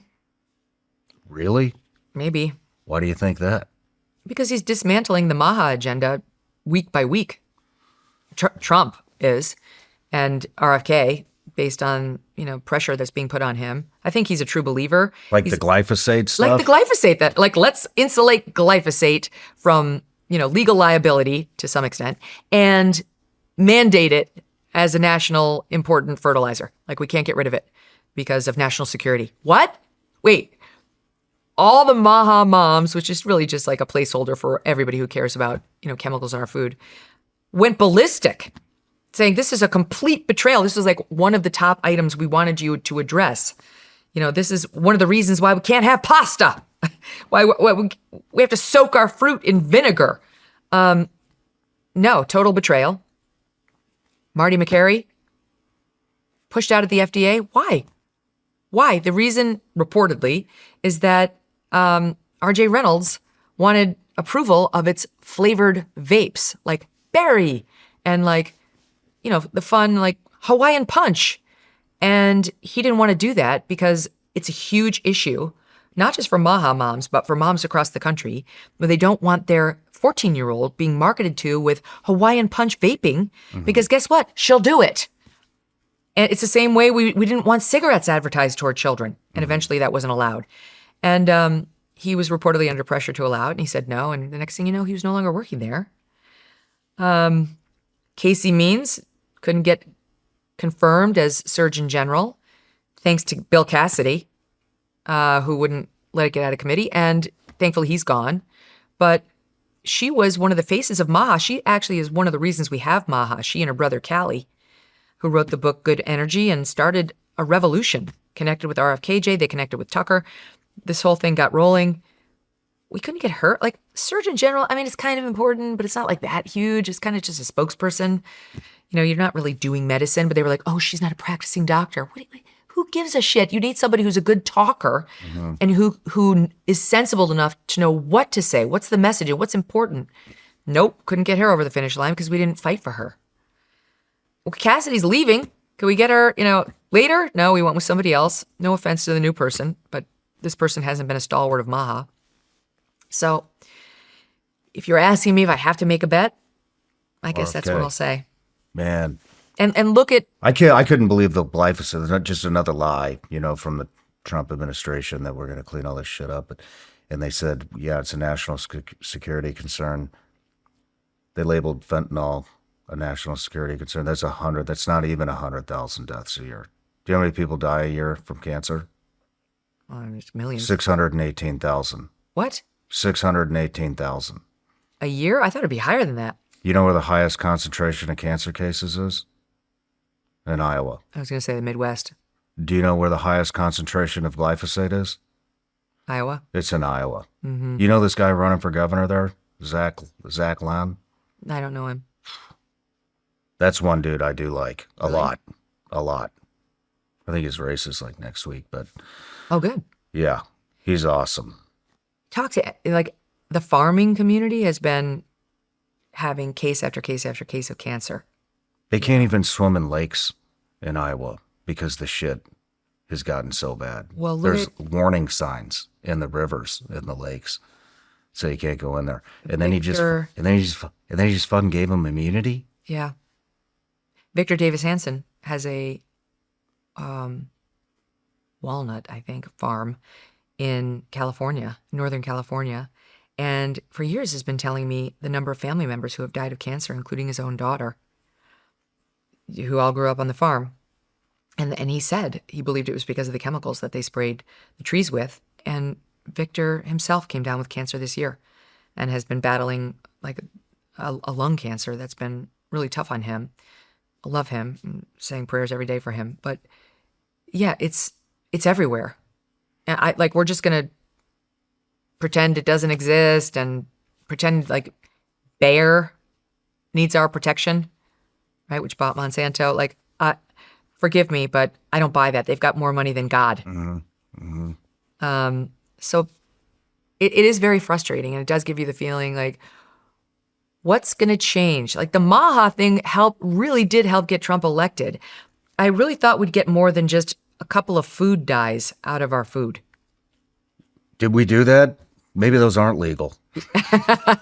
Those gummy bears. They're supposed to be getting colored with like beets now. Whoops. I'm not sure. I'll have to check the ingredients. Oh, there's too many. Corn syrup. Hey, there's nothing in there. There's That's no gonna be beets. There's no beets. nothing in there good for you. I can tell you that right No, now. canola oil, that's bad. That gives you the bad fat. That gives you the jiggly cellulite fat. I'm not What are you claiming trying the to do to me, shit's Shawn healthy. I'm Ryan? just telling you, it tastes fucking amazing. You want the hard fat. But yeah, on that note, let's take a quick break. I didn't really think much about skincare before, but after enough long days, travel, and stress, you start to see it in your face whether you want to or not. That's what got me into Caldera Lab. It's a straightforward routine built for guys. Nothing complicated, just a few steps that actually work. I use the good and the base layer. Takes less than a minute, absorbs fast, and has no greasy feel. But the difference is noticeable. My skin looks healthier, more even, and just more dialed in overall. And it's not loaded with junk either. It's made with clean, clinically backed ingredients and does exactly what it says it will. It's one of those small habits that adds up over time and changes how you show up day to day. Give it a shot. Go to calderalab.com/SRS and use code SRS for 20% off your first order. That's calderalab.com/SRS. All right, Megan, we're back from the break. Let's talk about some stuff you want to talk about. Everything I want to talk about is super dark, and everybody's going to think the end of the world's happening. So, Well, what do you want to talk about? I mean, I still believe in the legal system. One good thing to feel good about is the U.S. Supreme Court. Got 6 conservatives on there, sort of. And that's the best it's been in my lifetime. So that's good. That's one branch of government that's Nice. looking up. Seriously, it's been wonderful this term to watch so many decisions come down the right way. Like, yeah, you go. Usually you have to beg and plead to get the 5-4 decisions, and now we've got one to spare. So that's positive. They don't always do what we want them to do, but this is a great court for anybody who's sane. And honestly, like the legal news in general has been, our cup runneth over this year. It's just been kind of insane. Like that Alec Murdaugh trial, which is now coming back to us again. That I don't know if you know anything about that, but I don't. it's this. You're way more on top of shit than I am. Well, he was a long time stalwart of the community in South Carolina, and he comes from a long line of prosecutors. He wasn't a prosecutor, but he was a well-known lawyer in his community. Long story short, it turned out he was embezzling from his law firm. He was stealing from his clients, and it was all about to come out. And as an attempt to gain sympathy for himself and prevent further scrutiny from, for example, his law firm, He shot and killed his wife and 19-year-old son. Shit, I did hear about this. And just played dumb and called 911 and cried and said, oh, I can't believe it. They're dead. Got arrested eventually and got convicted.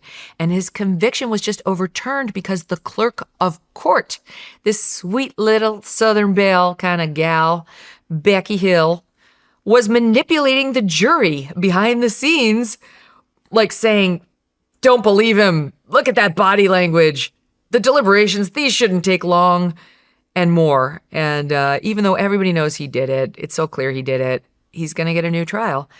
And it was the right decision. And it's one of those things that, I don't know, for me, it made me feel proud to be an American because that's our system. We don't say, we know he did it. Let's move on. Under our system, you have a constitutional right to a fair trial with an impartial jury. And if someone interferes with your right, your verdict will be overthrown and you will be given a second bite at the apple. That's what's going to happen to this guy. It's a gift to the media because everybody covered this case and it was a fascinating case. There's like so many twists and turns to it. I've just given you the bottom line. And it's going to happen now, it looks like, because I don't think there's a deal to be had here. Could be wrong. The Blake Lively, Justin Baldoni trial settled because she didn't want to be cross-examined. That was also a fascinating legal drama. The whole Nancy Guthrie missing mom of Savannah was like a page-turning mystery that the whole country was riveted by for a good 6 weeks. And then we all had to get back to our real lives because there was no resolution and no progress. But that civil suit that we talked about in the Michael Jackson case by those two guys who were in the fake documentary from 2019, that's going to be in court, we believe, as early as this fall. So there's quite a few things like in the pipeline legally and that have been happening in the country that, I don't know, I think are interesting, offer some insights into who we are. And for me as a lawyer, I practiced law for almost 10 years. And while there are bad judges, and we've seen that especially during the Trump administration with judges who are agenda-driven and shouldn't be, to me, I still believe in the law. I still think the law is the one thing that binds us together, the rule of law. Even Trump knows it, that he can't flout the decisions that are handed down against him, and that's been good. He actually has been abiding by the rule of law. There hasn't been a constitutional crisis caused by the president, that's for sure. Not yet. So I don't know, when I get into bed at night, Shawn, and I can't sleep because of what's happening in politics or policy, think about Chief Justice John Roberts. No, I don't.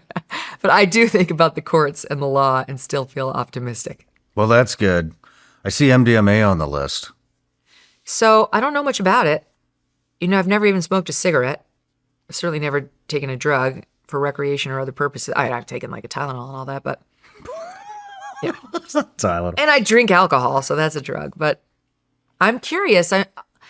In the field of these drugs, there's MDMA, there's psilocybin, there's ketamine.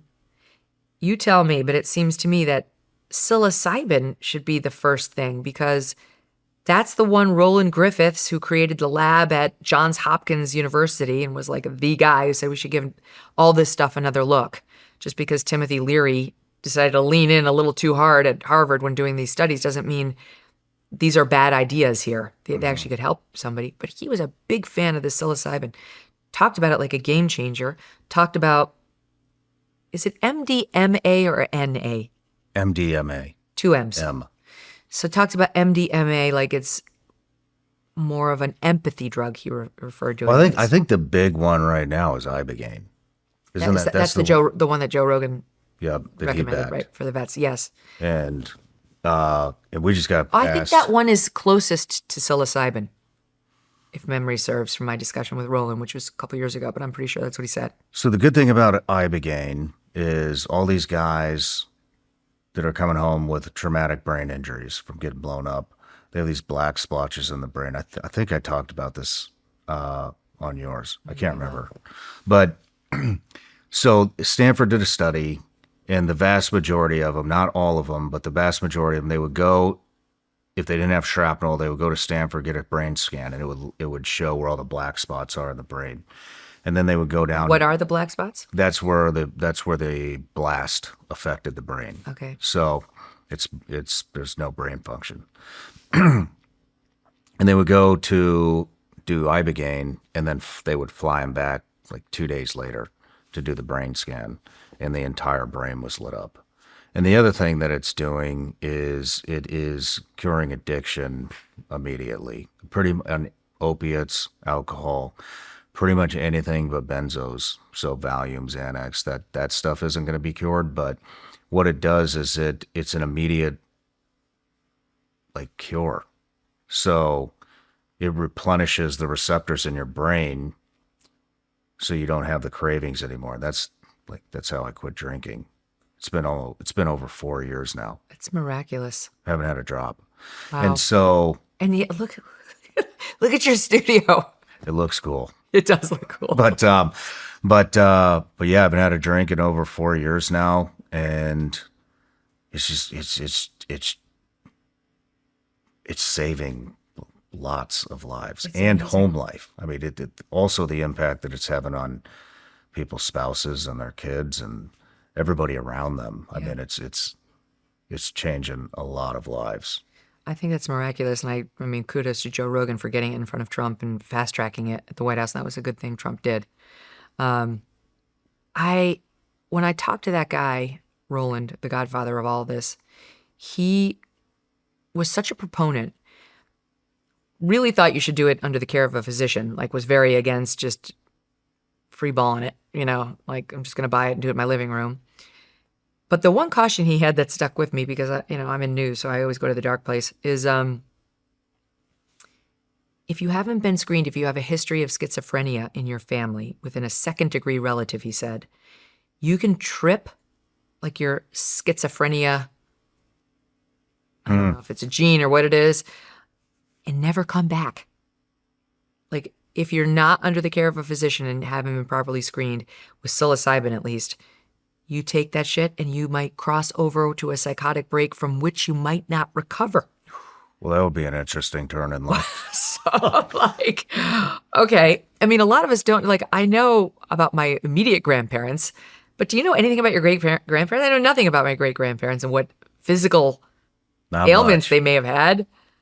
So it's scary to think I could go, because I'm kind of tempted, the way he talked about psilocybin, which again, I think is the closest thing to the ibogaine, how it gives you a feeling of togetherness, of connected purpose, of diminishing the things that divide us and amplifying things that make us feel out of ourselves and more connected to earth and the great beyond and the belief in what's next and whole. It was very attractive.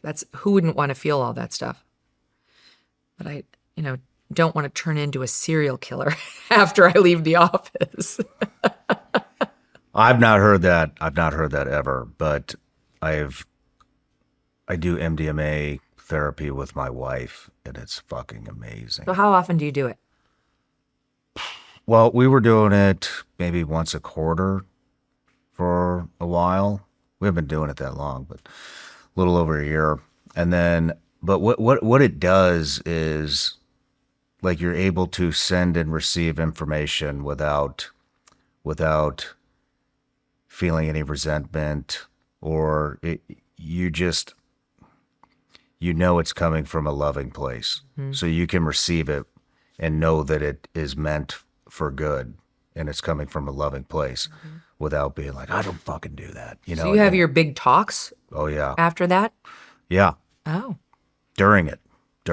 Wow. How long does it last? A few hours?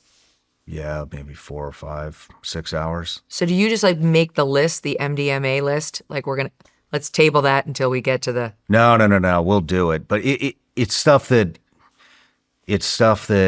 you might not even really know that is bothering you about your husband or your wife or whoever. And it'll all just come up.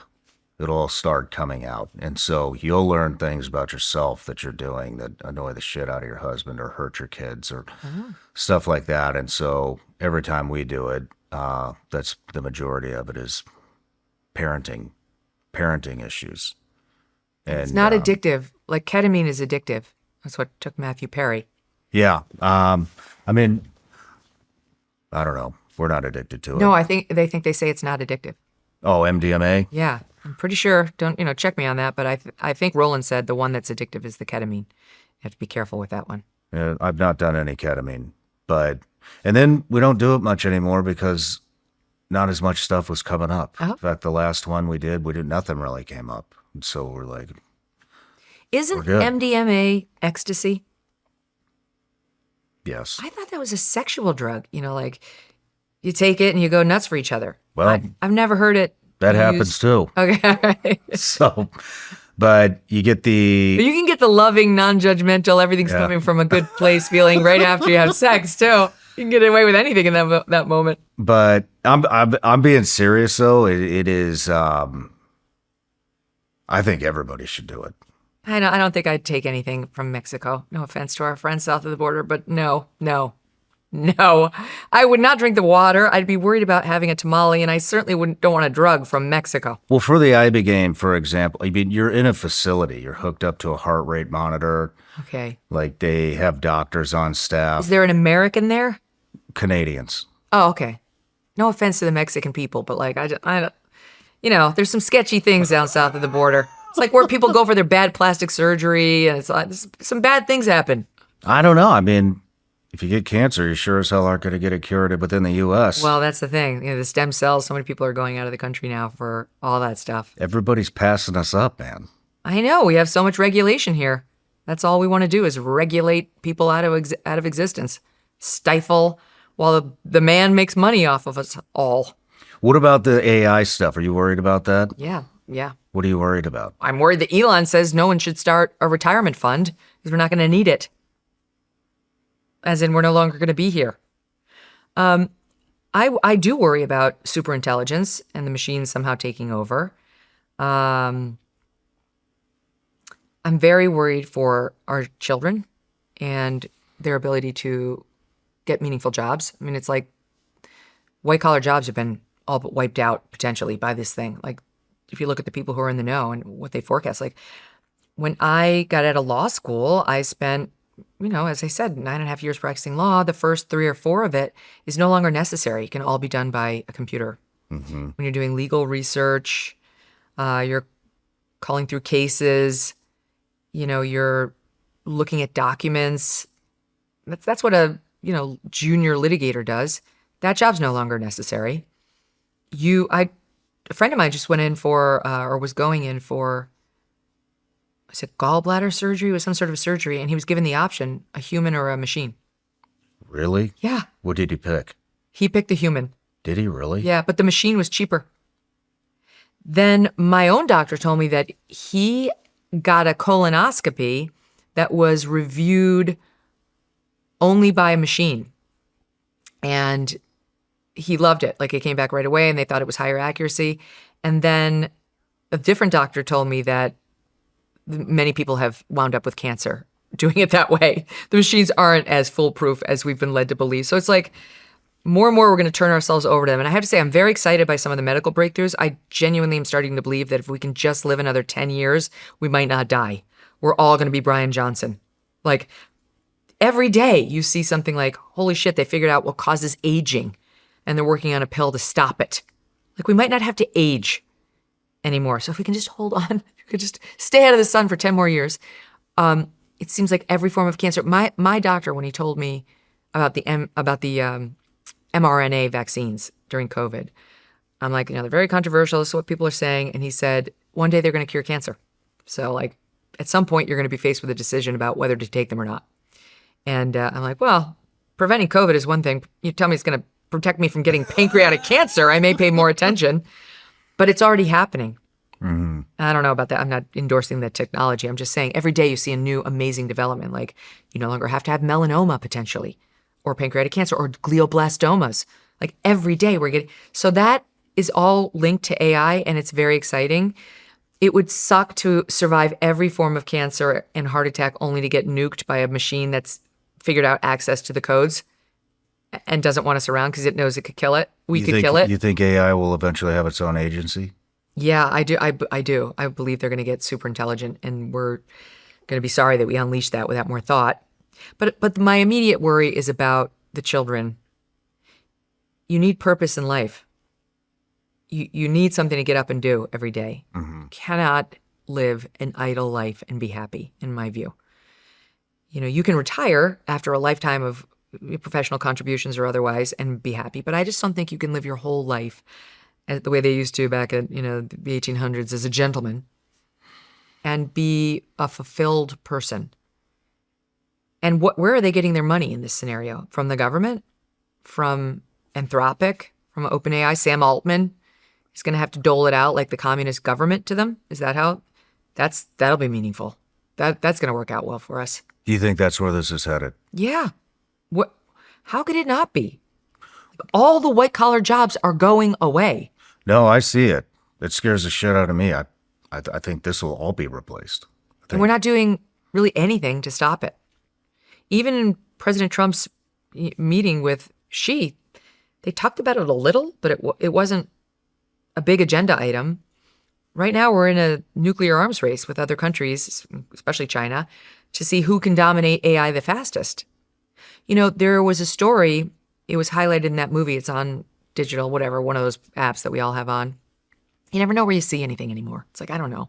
You have to go Netflix and Amazon Prime, figure out where you watched it, but it's called the AI doc.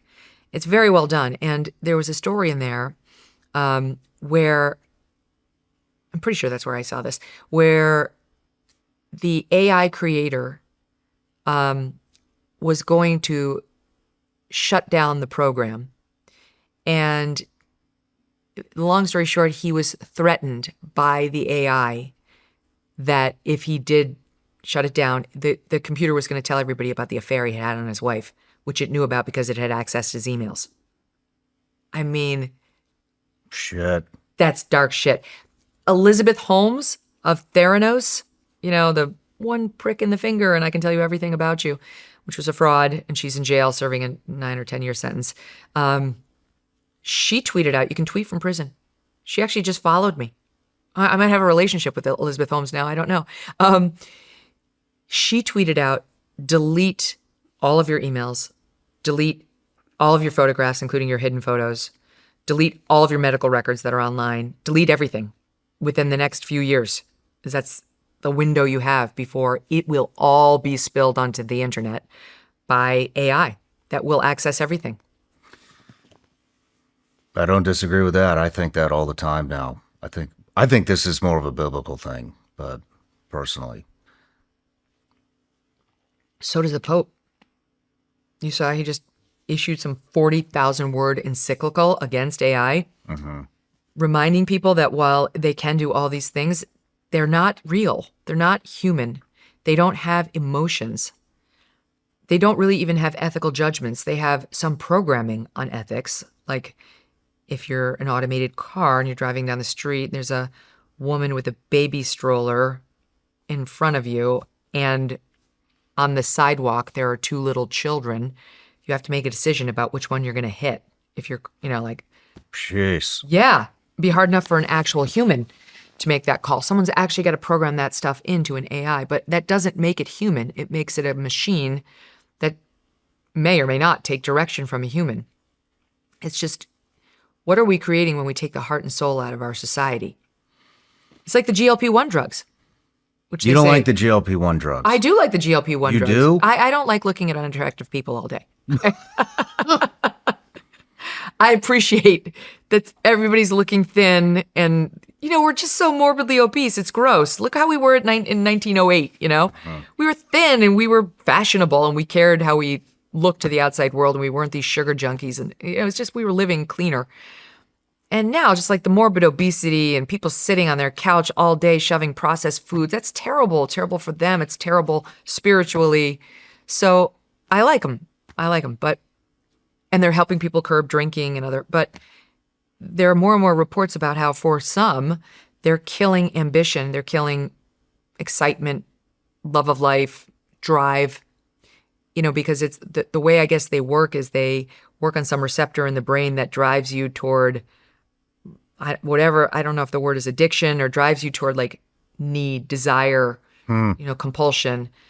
And that's not an entirely bad thing to have. That could be the thing that makes you stay at the office late because you want money and you want to You get have a hard ahead. drive. Or you want a pat on the head and you want to get, you're like, whatever it is, I'm against taking away ambition. So AI is that on steroids. Like, you're no longer needed. There's some jobs that it can't do. I don't think it can do. Trades. It can't do this job. You don't think so? I don't think it can be a reporter. I don't. I think it could like imitate social commentary or media commentary. But what does a real reporter do? You probably have forgotten because so few do it now. But a real reporter spends his or her day on the phones or going door to door and gathering information. Like, hi, I'm Megyn Kelly. I'd love to talk to you about the bus crash that happened. Were you a witness? What did you see? Is it as the driver said? Who was where? Is it true that this happened? What did you see? You were on the bus. What was your perspective? AI cannot do that. A big part of it is human connection, convincing a source you're trustworthy and to trust you with the story. I don't think it will have to because there's cameras everywhere in every car. Well, let's look at Edward Snowden. Why did he disclose what he disclosed? Like, why did he choose Glenn Greenwald to talk to? Like, he trusted him. He read his articles. He thought, this is a good person I can bring my story to, and did. Like, I just think the nature of true reporting, which is very personal and all-day shoe leather efforts between humans to lead to information. And then the writing of the story, yes, that could be offloaded to a machine, but the gathering of information is intimately human. And there are some other professions where you could make the case that humans are necessary. Obviously, the trades, yes, like plumbing and HVAC and, the construction work on the road, thank God that'll stick around. That's good. But it's not good for society to lose all the white-collar jobs. People who have white-collar jobs are not bad. They're doing the same thing. They're working hard to put meals on the table and give themselves a sense of purpose and a reason to get up in the morning. It's not good to be idle, again. And then we shouldn't be encouraging anything that's going to make us more so. You don't think something will come out of all this? I think something has to come out of all. I mean, Well, I what don't do you know. mean? I'm worried. I'm worried about it. I do worry about it. But on the other hand, I see like top performers are the ones sticking around. And as a business owner, I really appreciate top performers. And these people that do have drive are learning AI and they're doing the work of 20 fucking people. And the people that don't have the drive are not going to cut it. But there are so many people who have drive and are good at what they do, but their jobs are just being wiped out as unnecessary now. Like in the financial field, there have been some alarm bells signed by bank execs saying, oh my God, like the AI can do the work of 2,000 people. Mm-hmm. There are going to be mass layoffs. Like we are at the beginning of something far more profound than the Industrial Revolution. Scares the shit out of me. I mean, I just had lunch with one of the main guys, behind one of these big major companies here. And I was like, what are you doing in town? And he said, I'm looking for bunkers. I'm here to look at a bunker. And I was like, what are you looking at a bunker for? I know. And he's like, the shit isn't going to be good.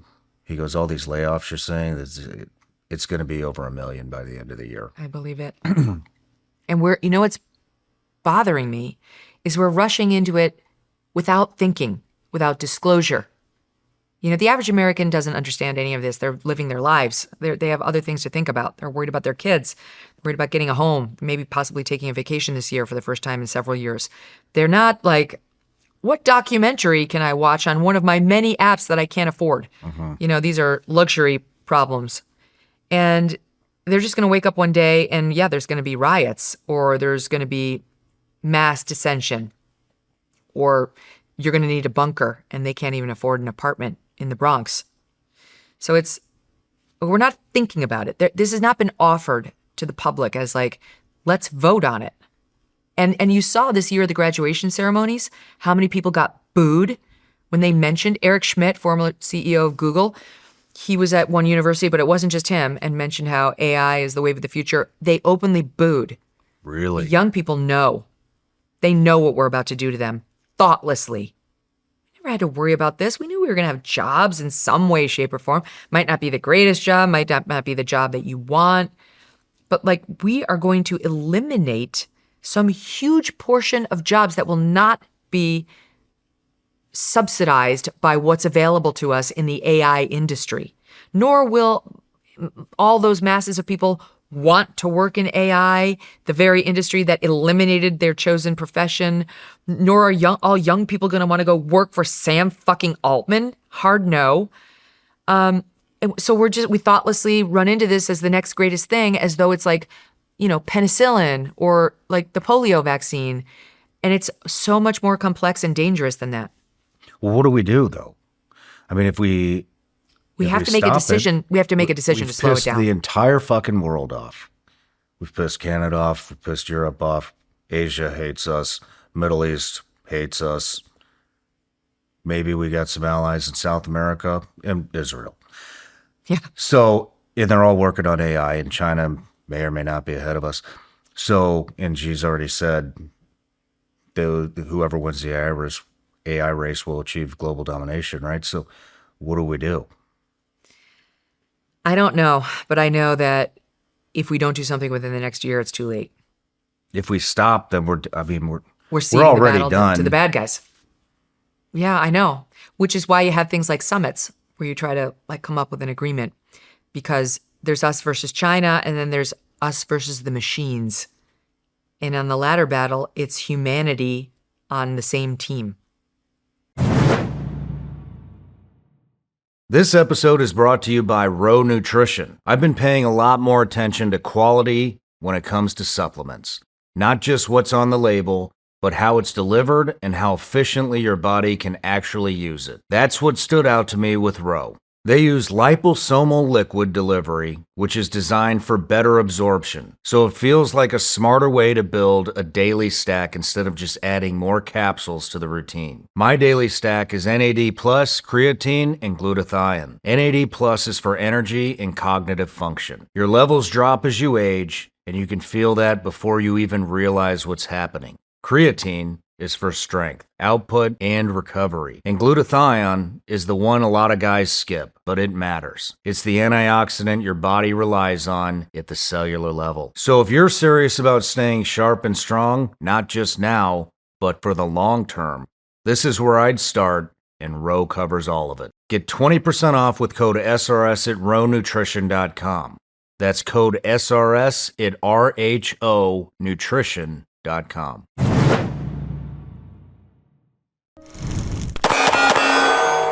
Welcome to Hollywood versus reality. They do it, right? What does he do in the movies? Tell me if I'm doing this wrong, because I don't watch any of this shit. Little flick like that, right? Seems pretty cool. It is pretty cool. Gotta silence it.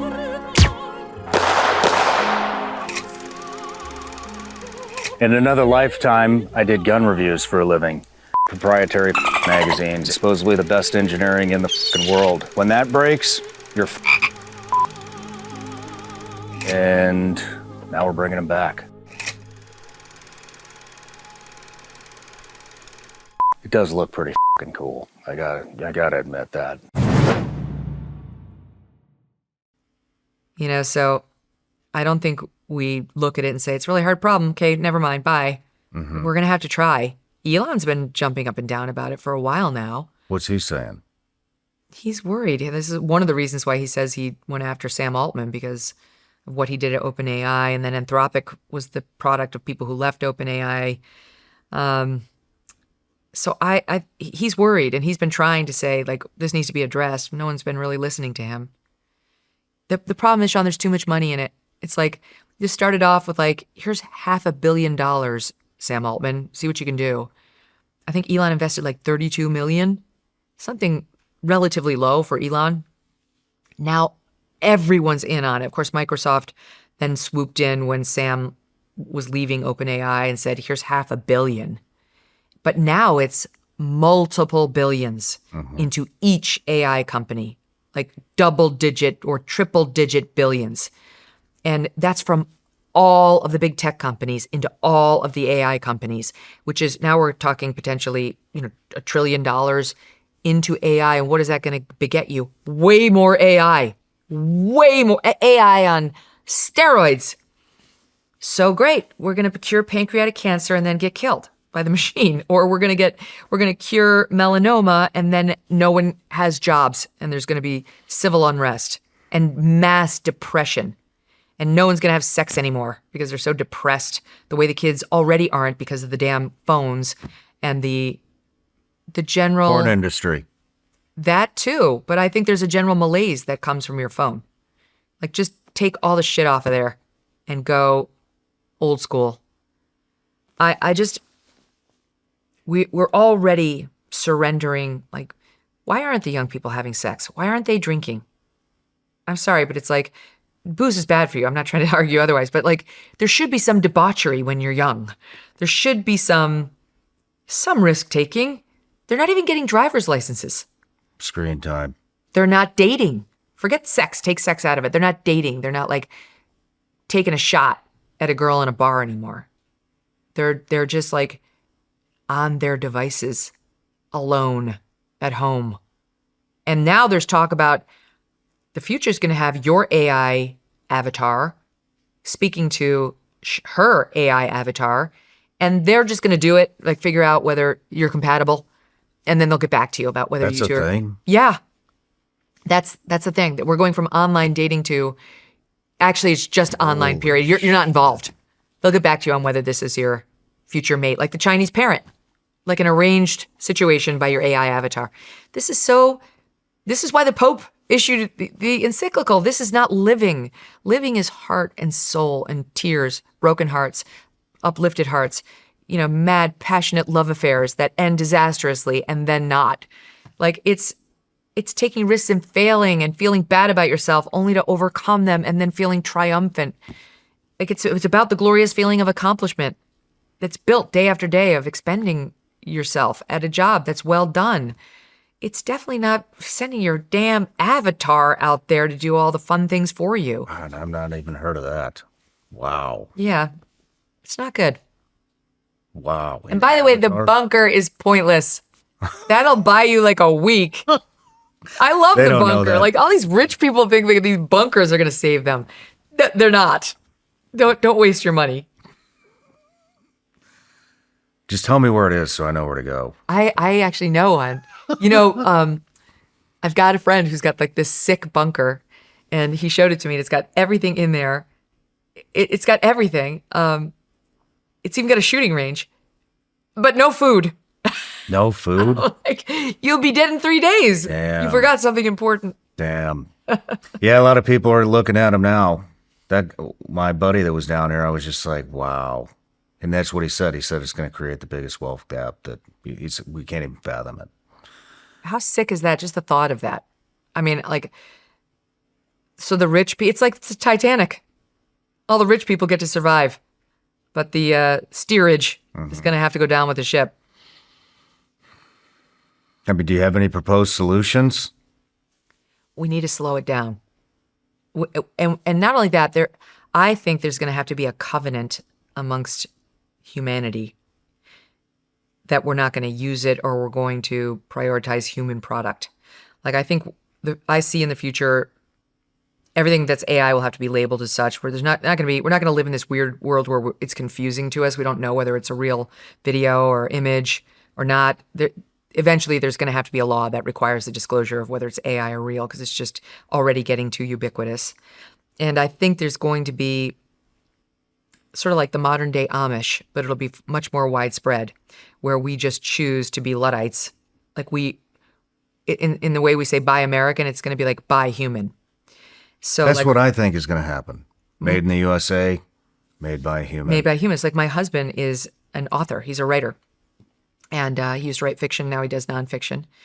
By the way, you should all buy The Lost Empire of Emmanuel Nobel. It's a great story. It just hit the New York Times bestselling list too.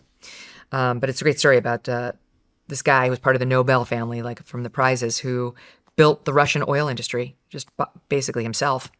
And nobody knows his name. And the reason they don't know his name is because of another guy named Joseph Stalin. And the clash of those two titans is the story of his book. It's really good. Lost Empire of Emmanuel Nobel by Doug Brunt. But my point is simply, that was written by a human. My husband had to go. He actually looked in archives, like overseas in places like Sweden, and on his earlier book in Germany, right now an AI can't do that because you had to go into a basement and look at dusty files that people hadn't seen, that haven't been categorized and uploaded anywhere. That's great.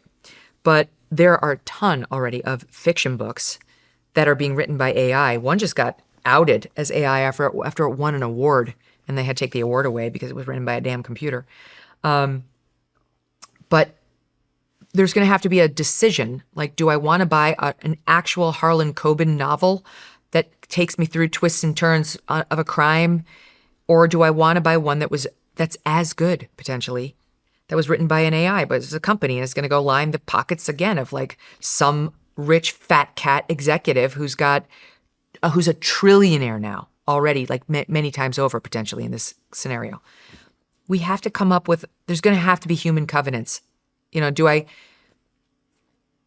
Maybe I go with the law firm that only uses humans and not AI. Although I think it through, that's not going to work because they have to compete against other law firms that may be doing it better. The AI, the reports by like some of these banking executives is not only is it doing it better than humans, it's doing it way better. Like you would be at a competitive disadvantage if you didn't use it. But in the creative arts, Justine Bateman of Family Ties, when we were growing up, so the sister of Jason Bateman. She's an actress and a director, and she's been making a big push already in Hollywood for this, like a movie company that only makes movie with actual actors and actresses and tech staff and not AI, because it's so easy in the creative visual arts to use AI. There's no such thing as a graphic designer within a year. May already be there. So it's going to come down to human preference. It's interesting. I mean, humanity has a choice to make, but usually we choose the wrong thing. I mean, look at social media. It's destroying. It's just destroying kids' minds, and my mind, and your mind, and everybody that's on it. But we still fucking do it. We still give it several hours a day to get on there. I'm bad at it too. I have to say, it dawned on me the other day, so little of my day is spent in silence. Like most of my day, I'm either doing the news or I'm listening to an audio podcast of the news, or I love the app. I use this app, Voice Dream, but it can turn any article into an audio service for you. So it spares my eyes and it lets me listen to the news while I'm about doing my business. But I'm listening to something on my phone all day long. There's very little silence. And I don't think that's good. I live out in the woods. I get silence all the time. Is it great? I love it. I love it. Yeah. My kids say you can always tell when I'm coming because you can hear the news. What podcast do you listen to? Oh, a lot of them. I basically listen to a wide variety, and I listen to them on 2.0, so I can flash right through them. In the morning, I listen to The Daily by the New York Times, Up First by NPR. I do it so you don't have to. But it's my job to keep a tab on what the left is saying, too. I listen to Morning Wire, which is from the Daily Wire. I don't hold Ben Shapiro against the morning team. I like those guys, and I still listen to them. I listen to my own AM Update, which is our own 16, 17-minute news update source for the morning. And then as the day goes on, I listen to a bunch of them. I still listen to my pals over at National Review, the editors. I disagree with a lot of what they say, but I think they're sane, and they're right-leaning people who don't, some hate Trump, but they don't let it cloud their judgment. They don't have TDS. I listen to some, like Molly Hemingway. I love her over at The Federalist. Sometimes I'll listen to the Wall Street Journal Potomac Watch to hear what the more establishment Republicans are saying. Wow, you listen to a lot of podcasts. Oh yeah, I mean we could be here all day. It's all news. Shit. All news. The only non-news podcasts I listen to are Dateline. I love a little true crime. In my downtime I like to solve murders, Shawn. I love the Dateline. And books. I listen to books on tape. Yeah, but podcasts, the only non-news ones are probably Dateline. I'm trying to think, going through my feed right now. Nothing's coming. Man, I just don't know. How do you stay on top of everything? It changes so fast now. But if you're steeped in it, you can do it easily because it's just incremental day to day. Oh, man. Britt Hume told me that early in my career. He said, you have to stay steeped in the news. And even now, if I hire a producer and I can tell he or she's not steeped in the news, I'm like, you're not going to last. If you don't love news, you can't be in news. You need to love it. Yeah. If you don't get excited, I tell my team, like, we have a producer text chain that we're all on. I'm like, if you don't get excited to break news on the producer text chain, like internally to the others, you're not going to make it. Yeah. You have to get a Jones from the news. You have to get a Jones from being like the first to share. Like, this happened. And that it's still what I love about news. And so if you're that steeped in it, you can't pull yourself. You shouldn't want to pull yourself off of X, which is basically our news feed. It's not healthy, but news isn't healthy. It's not healthy because it's just not where you go for the natural detox of life. So I love that, though. I love the never-ending newness of it. The breaking newness of the news is very attractive to me. How do you think mainstream's going to handle, how do you think it's going to stand up against podcasting in this next upcoming midterm and the next election? And well, haven't you heard podcasts are totally irrelevant now? You know, we were deemed totally irrelevant and of no relevance, of no impact because we were critical of the Iran war. Oh, okay. Right? Like, we're irrelevant and we have no one's paying attention to them. And then as soon as Trump's poll numbers went down on the war, it was, you're to blame. The neo-Nazi podcasters are to blame. Okay, I don't know. It's great. You have the debate with yourself. I'm just going to keep doing my show. How do I think podcasters versus the mainstream will do? I mean, I think young people... What are the numbers? Do you know, are you familiar with the numbers? In podcasting, the numbers across news are down. Cable news is down. Podcast like how news down? shows. How many viewers does Fox News have a day? Or think, CNN? You know, in their any prime time, they're probably getting around 3 million, just under 2.4 to 3 million in the overall, and around 400,000 in the demo, which is not great. It's not great. They have cable news is dead. It's just running out its lifespan. Same for broadcast. I mean, that's deader than cable, even though they still have like some very old people watching the nightly newscasts. Do you enjoy watching it collapse? Oh, yeah. But I don't watch any television news. None of it. I find it totally useless to me, I have to say. There are some people I like if I have to tune into news, who do I hope is on? I like Jesse Waters. He's a good guy and he's a friend too. If I need like Washington news, I will tune in Brett Baer still. But I don't have the tolerance for it or the patience. You know, it's like, you can't go 2.0. You have to watch the ads. You have to make it through this 9-minute segment because you know they have an A block to fill. And then the 6-minute segment in the B block because it's not like this where it's like, this discussion has grown tiresome. Let's move on to our next topic right now. But we're only 30 seconds into it. Yeah, but neither of us is feeling it. That's not the way television news works. And the consumer listening to this conversation right now just had a feeling inside of, yes, that's right.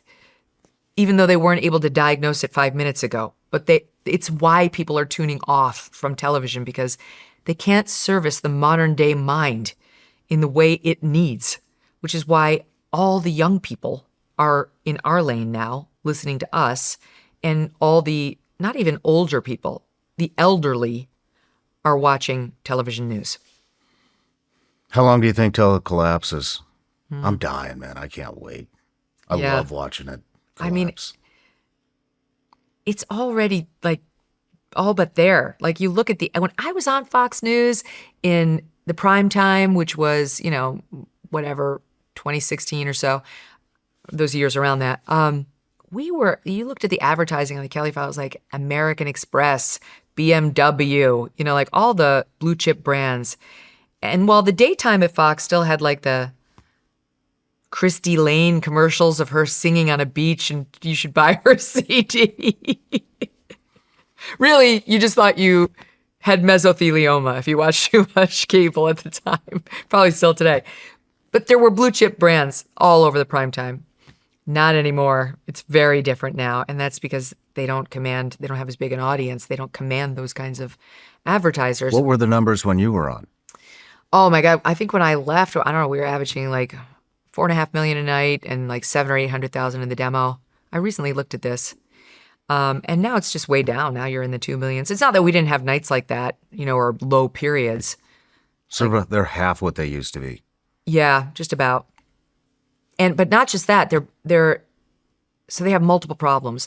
Who's watching will determine the advertiser fees. You know, if you have whatever, 100,000 people watching you, you're not going to get the same advertising fees as somebody who's got 10 million watching them. But it's also about cord cutting. Everyone's cord cutting. I don't have cable at all on any of my TVs anymore. Yeah, and we don't either. I use YouTube TV, and it's great. You can get anything. And I think young people, nobody's paying for a cable news subscription now, nor are they going to the traditional broadcast channels for anything other than maybe a sports event or something that's breaking that you can only see here. What are your friends inside there still? What do they think? They all want to be worried? doing what we're doing. Why aren't they? Well, it depends on the person. There are some people who are just platform players, you know, with all due respect. Like, they couldn't make it in this lane where it's very competitive. It's actually not easy, you know. So you have to have a point of view, and then you have to work very hard to develop some sort of a base. But they are leaving there with a base, aren't they? I mean, you left with a base. Tucker left with a base. It depends. Like, do you think there's a single person at CNN who could leave with a base? Like, Megyn, I don't know. I have no idea who's even on CNN. That's my point. Like, those are platform players. Everybody up and down the CNN lineup gets views because it's CNN, not because, with all due respect, it's Wolf Blitzer. Like, it's not like, I got to see what Wolf is saying. I don't mean to pick on Wolf Blitzer, who I think is probably a good guy. I'm just trying to use an example of, like, no one's like, I got to know what he thinks, or like, this person makes the news really interesting for me. It's like, I get my news from CNN. Or the MSNBCers, same. Like, Rachel Maddow probably would have a following. I think that's probably it over there. You know, I don't know. Even that morning show, like, its numbers aren't that great. Fox has got a few more stars who people would follow, like Gutfeld. But it's a short list. You know, it's under 5. So that's why, because they're being practical. They get paid very well. They have a built-in audience because people have brand loyalty. They don't have to worry about too much channel switching because usually people are loyal to Fox who are loyal to Fox, and MS same. So there's a floor built in, and that's comforting, especially if you have to pay a mortgage and maybe your spouse doesn't work. Like, I get it. I totally get it. I don't know, man. I don't know if it's over. I mean, they might just come over and get propped up. I mean, you saw the Golden Globe. You got nominated for a Golden Globe, right? Well, yes, but then we said take our name off the list. Oh, you did? Yeah, we weren't going to pay money to go get considered by those Hollywood libtards. Nice. Yeah. Yeah, there was. Ben Shapiro spent millions to buy an ad of his face in Times Square so that he could win. He spent millions? We went different ways. Worked out for him, didn't it? I'm assuming millions. How much does it cost to put your face on the entire side of an enormous high-rise building, which is what he did to convince the Hollywood Golden Globe crowd to vote for his show, which, by the way, was never going to happen anyway. They weren't going to vote for a conservative podcast. I don't mean to pick on Ben. I'm just in a fight with him right now. But anyway, yeah, no, we withdrew our names from consideration. I thought it was hilarious. They brought all these big podcasters in along with a bunch of Hollywood people, and then they just rewarded themselves. It was fucking hilarious. I know. And everybody called him on it. It was like, how the fuck does Joe Rogan not get the Golden Globe for the first year they do podcast? And who did they give it to? Wasn't it Amy Poehler? Yeah. The comedian? Yeah. Okay, sure. She's got the best podcast. Right. It's better than Rogan's. This is fucking bullshit. I know. It's hilarious. And you know what I found out? Do you know that if you're like nominated, you're expected to go out there, and I guarantee you Amy Poehler did this, and meet with these little Golden Globe committees and, you know, basically pull the dress up for them. Like, hey, how about me? Pick me. How absurd. Can you imagine humiliating yourself like that? No. So you could get one of their stupid statues and sit undoubtedly back in the nosebleeds at their party where they're like, ew, it's the podcaster, disgusting people. Who would do that to themselves? Oh, shit. I thought it was awesome. But, oh, wow. No. Wow. I grew up in the Roger Ailes era at Fox, where we did not believe in awards. He would not even, no one at Fox who spent their career at Fox, none of them has an Emmy.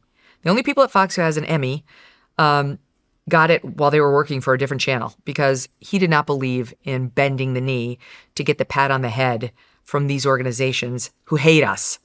And I totally agree with him. That's cool. I like hearing that. How are you dealing with all these people coming after you? You've got Trump saying you're low IQ. I got the tweet here, but I'm not going And to nut read it job 'cause too. It's a book. Yeah. Low IQ nut job. Mark Levin, Ben Shapiro. How did all this happen? Well, it's pretty obvious, but it's because of Israel. It's over Israel and now Iran. Ben Shapiro turned on me at the Turning Point event in December, I saw that. and I was stunned. I was completely flabbergasted. He and I You had no idea that was going to happen? we were good friends. Were you were there, right? You came up right I was there. I after. wasn't there that night. I arrived the next day. But yeah, I was on my way. And we were good friends, Shawn. Like it's not like we had dinner together all the time, but like we were always very friendly. I helped make him a household name on the prime time at Fox News, put him on regularly, helped make him a star. When I got into podcasting, he really helped me too. He invited me out to the Daily Wire headquarters in California and really encouraged me to get off the couch and go back into it and offered me a job at the Daily Wire, which of course I didn't want to do. But I appreciated that he was thinking about me. And then we helped each other on our podcast. I'd have him on. I'd say yes to his show whenever he needed me. I'd promote his people. He'd ask me to put people on my show who are from the Daily Wire to help build their podcast. I always said yes. And then even when Charlie died, one of the first things I said, I was just looking back at this because, well, we're working on a project, but I saw this tape of myself after Charlie died and I was on the air announcing it. And one of the first people I mentioned was poor Ben, who I knew was living his life surrounded by 5 or 6 armed guards. I'm like, but this has to stop. This demonization, this otherizing of people who don't share our political viewpoints. And I read Ben's tweet about Charlie, empathetically and sympathetically. And, just I had nothing but love for Ben. And then I did my tour in the fall where I had Tucker Carlson one night and Ben the next night. And I gave Ben the nicest intro a person could possibly give him. I mean, it was a conscious effort to build him up because people were already turning on Ben because the Israel war had gone on so long in Gaza. There was a lot of blowback. Ben is, ardently 100% pro-Israel. And I didn't like seeing him twist in the wind. I felt bad for him. And I really wanted to sort of vouch for him with my audience to say, this is a good person, Let me tell you some wonderful things about Ben in the intro before he came out. But publicly, we aired that on my show. And he was in an irascible mood that night. We had a contentious back and forth on the stage, but it was fine. I had no problem with it. And he kind of stormed out of there that night. And I thought, are we not good? And why are we not good? And I think in that night, I thought it could be because of Tucker, because I'm still friends with Tucker, and those two were openly warring. And I was trying to get them not to. I love Tucker like a brother. And I've known him a lot longer than Ben, but I care about Ben too. And I tried very much behind the scenes to get them both to come together and try, for the sake of the conservative movement and the country, to disagree but not hate each other, which was a fool's errand, but it was undertaken in earnest for whatever it's worth. And instead it seemed to turn Ben on me, not Tucker. He had no problem. He wasn't into it, like he wasn't wanting to be close to Ben, but in no way did it make him feel angry toward me. It's only one side asking me to defriend the other side. And, but Ben and I had a text exchange after that. And he said in the text, something to the effect of, I agree that our friendship is more important than what other friendships we have in our lives. And that's what we should nurture and, prioritize. Because he'd been in my ear about Tucker prior to that. And I was like, I totally get where you're coming from, but I love him and I disagree with you. And I do listen to his show and I think you're misinterpreting where he's coming from. And he rejected that out of hand. And we had already agreed to disagree on Tucker, which is fine, right? That's friends do that. Like, I get it. He's in a very sensitive place. He's got family in Israel and I think a home in Israel and, obviously very, very committed to Israel. And the next thing I knew, Shawn, he was standing on the stage at Turning Point, ripping me as a coward. A coward? Allegedly because I wouldn't call out Candace Owens and what she was saying about Erica Kirk. But that's not what it was about. It was about my not ending my friendship with Tucker, which is the thing that he had been pushing me on for weeks, and I wouldn't do. And he, like many of his supporters, have been using the Candace-Erica feud against me ever since. At the time, I wasn't saying anything about whatever's going on between the two of them because I was working behind the scenes to help them resolve it. I actually had gotten to know Candace a little, and I knew Erica pretty well.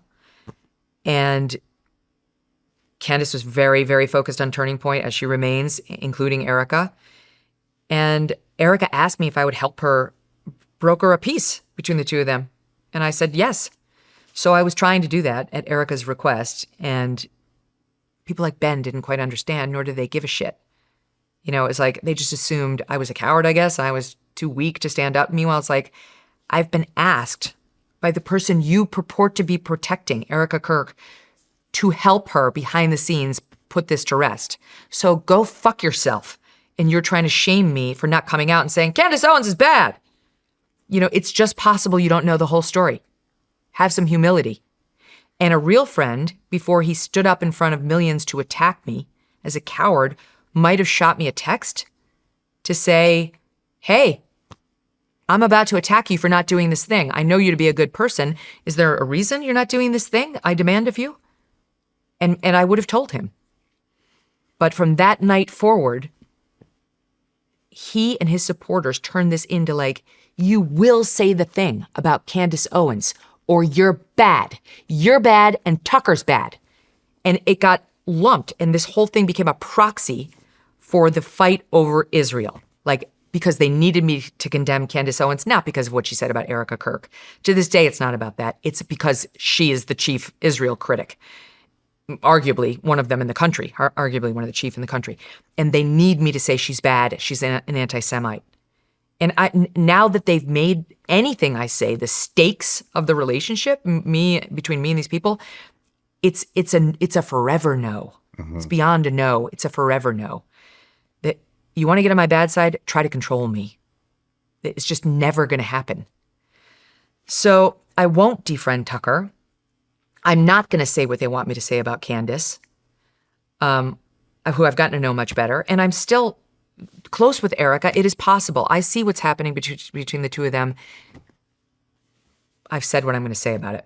And I have asked Candace to stop. And I've said I don't approve of what Candace is saying about Erica. But it's never enough. You give them one little...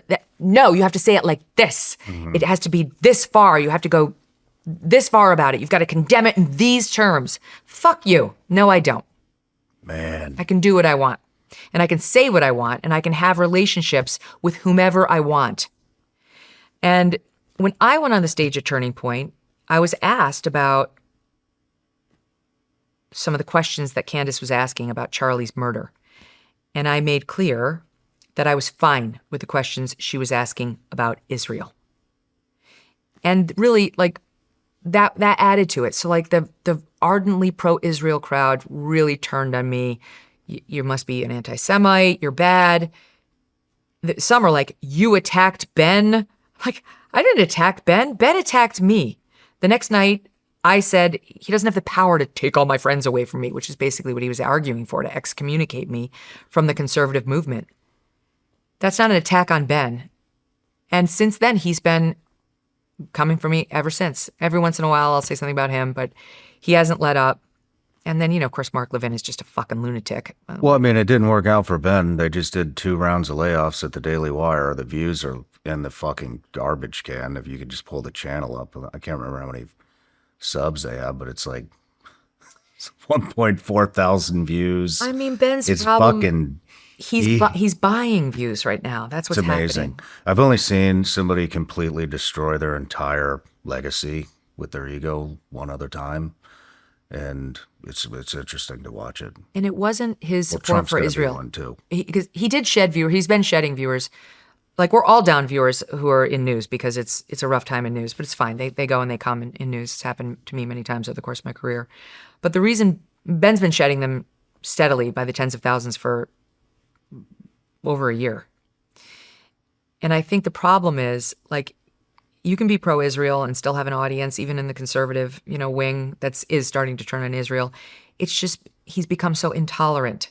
He's become like a leftist scold and won't allow people who don't see it the way he sees it, their say, and to have their voice, which can be treated as legitimate if potentially wrong. That's fine. We do that all the time in American politics. But like Ben and many others who are very, very pro-Israel have seemingly changed the stakes to only we are right. Mm-hmm. Only we are righteous. And everybody who disagrees with us is an anti-Semite, neo-Nazi grifter. Yeah, why do they manufacture anti-Semitism? They're it seems turning like into leftists. They have to do it. They the have exact to same thing victimize with the woke. themselves to continue the fucking money flow going to Israel. That's what it is, right? Well, it has to be. It's funny because Mark Levin calls people like you and me and Tucker the woke Reich. Like, we're part of the Third Reich, but we're woke. I've never understood how they can argue we're woke. I really genuinely don't get it. It is they who are behaving like woke leftists, making identity and these baseless accusations of, you're an ist of some sort, racist, bigot, whatever, the stakes of the relationship. Like, that's what they're doing. They have spent the past 5 years condemning the woke for saying, oh, what's important about me is my skin color. I want to be seen for my blackness. And they've just replaced it with my Semitism. And you're an anti-Semite. If you disagree with me on anything, you're an anti-Semite. It's because you're an anti-Semite. Like, even if you just say, hey, Israel's gone pretty far. I defended it for 2 years, but it is looking a little genocide-y. A little? Yeah, but that's how I started off in, like, the most mild, like, I defended you for the better part of this war. You haven't stopped. You continue to seem totally remorseless about killing tens of thousands of civilians. I got to be honest, I'm starting to turn on you. Anti-Semite. What? You would not believe the number of attacks that were launched on me just at that point. You're under Tucker's spell. No. It's not Tucker. It's you. It's you people doing the mass killing and the people who are defending them without being honest about what's actually happening in Gaza. I have the capability of being honest. I can condemn what Hamas did on 10/7 with ease and have since it happened. I can be honest about the sexual assaults that took place and all the atrocities and have condemned it for months and months and beyond. But that same ability allows me to see what you, Israel, are doing very clearly. And when I started to see it and speak up about it, I had the whole pro-Israel internet turn on me, bot me. There are full groups who are all over my social media now. It's very annoying. It's annoying for my fans who don't want to deal with these bots, and I get it. But I think they're committed to not letting these people have the final say. I'm getting it too. Not like you are, but whoa. What did that cause? Are you getting a lot of death threats? I mean, we've had the FBI involved now multiple times because I've you always kind of get death threats in my job, but they have risen to a level that's just beyond. And so, I can't and won't go through all the security precautions we've had to implement in my life, but it's insane. And it's so wrong. It's over what? Oh, my opinion. I now have to worry about getting shot because of my opinion. And what is my opinion? I think Israel should stop killing civilians in Gaza and Beirut and elsewhere. And I don't want to be involved in their wars. That's my opinion. Yeah. It's just deeply wrong. Well, I got you another present. Oh? Is it MDMA? What? It's a pistol.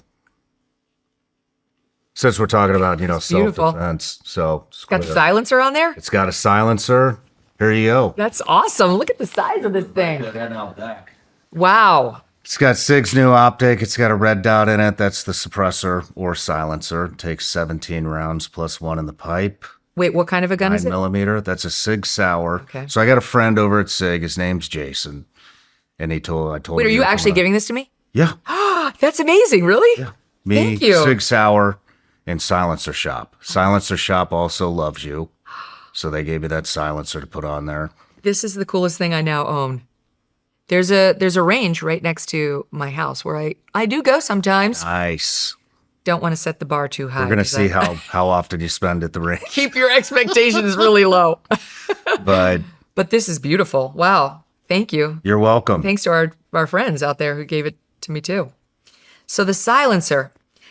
Do I want the silencer? Like I would use it on a bad guy who came into my house. Don't I want it to be loud where everybody hears it for miles around and comes and helps me out? I don't know. You might want to keep the kids calm.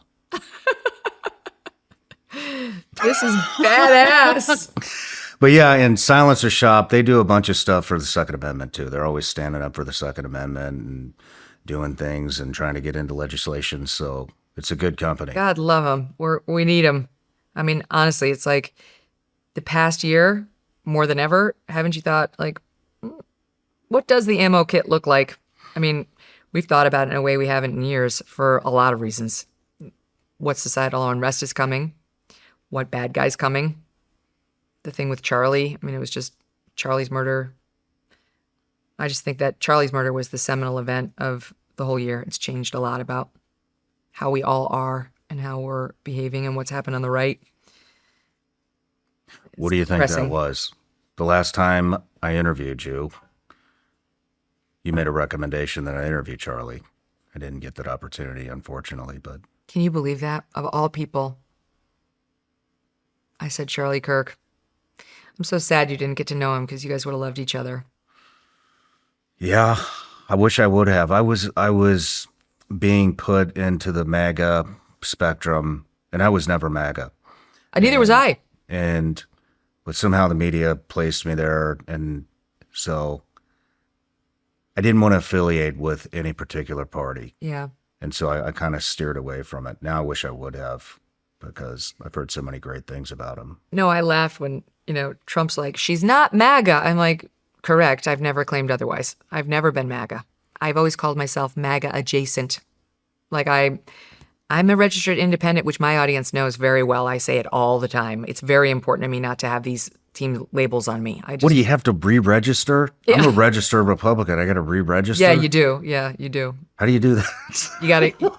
You can do it. You get down to the DMV when you change your voter registration. Well, I would change my name when I got married, and they gave you the option then. But I had done it prior to that. So, yeah, I've never been MAGA. I understand MAGA, and my sensibilities are much more affiliated with the right than the left. So, like, that's all real, and that's me. But I've never said I'm MAGA ever. So, like, I'm like, kind of like that I time when. hate that I got placed in that. I never even wanted Trump to win until he was the only guy to vote for. But Well, that's the problem, is that elections remain binary choices. So it's like, do I wish I had voted for Kamala? Hell no. that's not what I meant. I meant during all the other people that were running Yeah. for the Republican side, I was like, please just get one of these other people in. Yeah. And then when he got it, I was like, oh, fuck.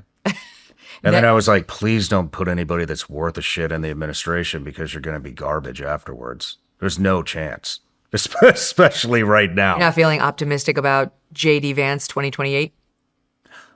No, or Rubio, or anybody that's in there, because they're all yes men fucking puppets. Now they're all talking about Catholicism, which I think is fucking hilarious. Well, I mean- let's talk about Catholic. Oh, you're a fucking Catholic all of a sudden?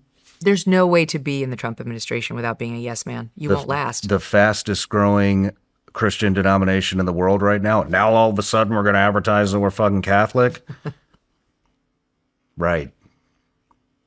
I'll tell you. Have you heard of this organization, Catholics for Catholics? No, what do they do?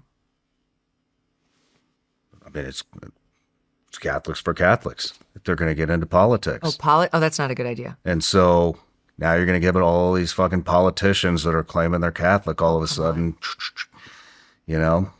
Well, I mean, JD is a recent convert, but Marco Rubio's a lifelong Catholic, right? He's a Hispanic guy from Cuba. Like I don't know how observant he is. But I'll tell you what I think. I don't see him standing up for any fucking Christian rights. I think their biggest problem is the Republican Party is so divided.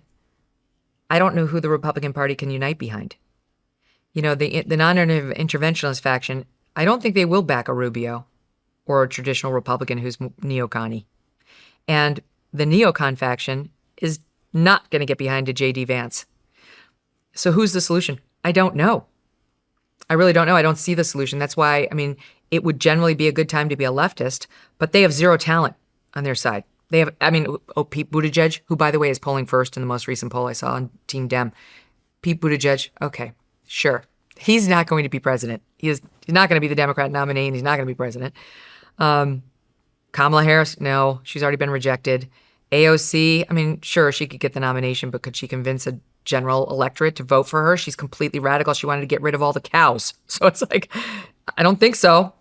The super fat, trans-loving Governor Pritzker of Illinois, no. I mean, as soon as his gender policies and crime policies get outed, the general electorate's going to reject him. So I think the best thing the Republicans have going for them is the lunatic left, how bad they are, how they don't have a real threat. Gavin Newsom, let's go through the California policies. Let's just put them on a board and tell me if you even think they're real. They're so radical you won't believe they're real, all under his watch. So, I mean, it's easy to sort of say like the Republicans aren't going to go anywhere because they've been all yes men to a very controversial, very unpopular agenda. But we have to pick somebody. And do you like anybody on the left? On the left? Yeah. Like a politician? Anybody. No, but if I had to vote for anybody over there who's like throwing his hat out there, I kind of like Rahm Emanuel. He's like a fighter. I like how he's a swearer and he's a tough guy. Like he's a real man. He's not like this sort of light in the loafer femme kid like Pete Buttigieg. He's not afraid to throw a punch. I like that. He has said no more money for Israel. I like that. He has said that? Yeah. He has said no. You believe him? Yeah, I do. Yeah. He's Jewish, but he's not an Israel firster. He has said that he doesn't want boys and girls sports. And he has said that he wouldn't change a thing about Trump's border. Like, I could vote for that kind of a Democrat. There'd be things about him I didn't like, but I'd vote for him over a neocon righty. What do you think of Ro? Who? Ro Khanna. Oh, I like him. He's been on the show. He's reasonable. He's like, that's the kind of Democrat in general I would like, though I don't love him on the trans stuff. And I can't vote for anybody who's going to continue chopping off the body parts of children. Is he big on the trans stuff? He's not big on it, but he's not on the right side on it either. So, you know, Rahm Emanuel's the only Democrat I know who's suggested they might run for president, who is where they should be on that issue. And I could never vote for that. We are sterilizing our children. We are depriving them of any hope of sexual pleasure or fertility at the age of 12. There's no informed consent. They want to ignore this problem like it's a nothing. It's not a nothing. It's not up to a parent. It's not between a parent and a doctor and a child. It's between God and a child, and no child can consent to that when they are a minor. So that I would never vote for somebody who would not stand against that. And he's a Democrat who's both against that and against more Middle East wars on behalf of Israel. That's not very many people. It's a short list. Who do you like on the right? I like JD. You like JD? Yeah, I don't think JD's in favor of this war. He's got to keep his mouth shut about it because he works for Trump. That's the deal when you're the VP. He accepted the job, so he's doing the job nobly. It's not noble to run around being like, my boss sucks. I'm against the war. I was the one person who stood against it. Make sure that's printed. He's really not doing that. He's standing for Trump. He's trying to find the right messaging around it. Like, you know, it's not a great idea, but if we do it, this is how I guess we should do it. You know, like, you're the boss. You're the one they elected as president, not me. And so you're asking me what my thoughts are. He's on the record, according to the New York Times, as having said, I don't think we should do this. But if you're going to do it, this is what I think we should do. I think that's honorable. And I think J.D. Vance is definitely non-interventionalist. That's what the neocons hate about him. That's one of the main reasons they go after Tucker so hard, is because they see him as a surrogate for J.D., and they need J.D. to be hobbled. But I think JD on his own, when he's in the top spot, or it's going to be complicated because if he runs for it, he's got to run for it while still Trump's VP. Is he's going to be in the same position as Kamala Harris on immigration. And when The View asked her, anything you do differently? Nothing comes to mind. He's going to have to learn to navigate that because he's going to have to say, yeah, there's some things I do differently, and Trump's not going to like that. So that's going to be the joy of being us. We'll be able to talk about it. Not responsible for steering it. We just have to cover it. But yeah, I like JD a lot. That guy has a fucking chance in hell of getting it. Why? Because he's not. I think the opposite. He's not saying anything. Well, what would you I don't think expect a Trump sitting is being VP loyal do? to the American people. I think first and foremost, if you're in any position in the administration, I think you owe it to the people. To do what, though? What would you expect? The right thing. What would you say to JD? Do what? I would say he needs to speak out against what the fuck is happening in this country and in the world. Like in front of a microphone? Yep. And betray his boss? Yep. And basically probably get forced out of the administration? Yep. Although you can't really fire a VP. See, I look at him, I see a guy who is totally conflicted in his morals with what's happening right now. And he doesn't look like he knows what to do. Well, are you so sure he's not fighting it behind the scenes from the inside? I think people need to know that. I don't know that he is or he isn't. I don't have inside knowledge on this. I just know where his sensibilities are. But I agree he's in a very difficult position. I mean, that's what happens when you accept this job. You put yourself in that very difficult position. It's not ideal. I just don't see any positivity coming out of this administration. It seems very self-serving. I have a list of shit printed I could go through, but I mean, what was the last one? He fucking made it so he had Todd Blanche do the dirty work so that him or anybody in his family could never be audited by the IRS. What the fuck is that shit? The drone company, the $400 million jet from Qatar. Yep. What is it? The Executives Club. You know about that? Yeah, that they started in D.C. You don't hear about any of this shit. Yeah. Does this shit look like he's serving the fucking people? No. So you're going to serve that? Or are you going to speak out against it and let everybody know what the fuck is happening? You think he'd be better off? Fox News sure as fuck isn't reporting any of this shit. None of it. None of it. No, there's no question that the corruption in the administration has been far beyond what He I ever sued the expected. fucking government. He sued his own fucking government. For what, like, how much? Okay, but that I can defend. Because, look, he was maliciously prosecuted by the DOJ. Do you remember Peter Strzok and Lisa Page, those two FBI agents who were like, don't worry, we're going to stop him? They sued their own government, and they got paid $2 million. They got paid, these two who were openly working to defeat a legitimate candidate who'd been nominated by Republicans or was about to be for president. How did they get paid? They complained that somebody leaked their texts to the media and their privacy had been violated, that their government had basically violated their rights. And Joe Biden's DOJ paid them out $2 million. Now, $1.8 billion is a lot more than $2 million. But it's the same principle. Trump saying to the government, the DOJ, which now he runs, but it's the same organization, you did the wrong thing. You maliciously prosecuted me, and I'm entitled to remuneration. So he filed this case. He has a case for that. There's no question that's true. He was maliciously prosecuted. There was no basis for what they did to him in particular. And they were behind the one in New York, which was one of the most specious. But, you know, the January 6th thing, that wasn't a criminal case against Trump. That was just a bullshit lie. You can't use the presidency for self-retribution, though. Well, I mean, you can, unfortunately. I see that. So as a matter of settling that, he got this settlement. And he knew it would be too much to say, I'm going to line my pockets with this money. The way he got around it was to say, I'm going to use this for a fund to pay out all the people who have also been maliciously prosecuted, like the January 6thers. I mean, James Comey has already said, how about me? It's a fair question, to be honest. But it's a huge number. And the 5-person board that oversees the payouts is hand-selected by Todd Blanche, his personal attorney, now our acting attorney general, and Trump can fire any of them at any time. So it looks like a massive slush fund for Trump friends and family, or anybody who just happens to come up with a claim, and we don't know how much the payouts are going to be. There are no criteria for what the payouts are going to be, and it's an unprecedented sum that hasn't been approved by Congress. Yet again, our tax money is not supposed to get spent without the approval of the representatives who answer to us via elections every 2 years, so that when it came to especially matters of the purse, we had the ability to hire and fire them if we didn't like what they did. That's being removed from us by something like this. I feel like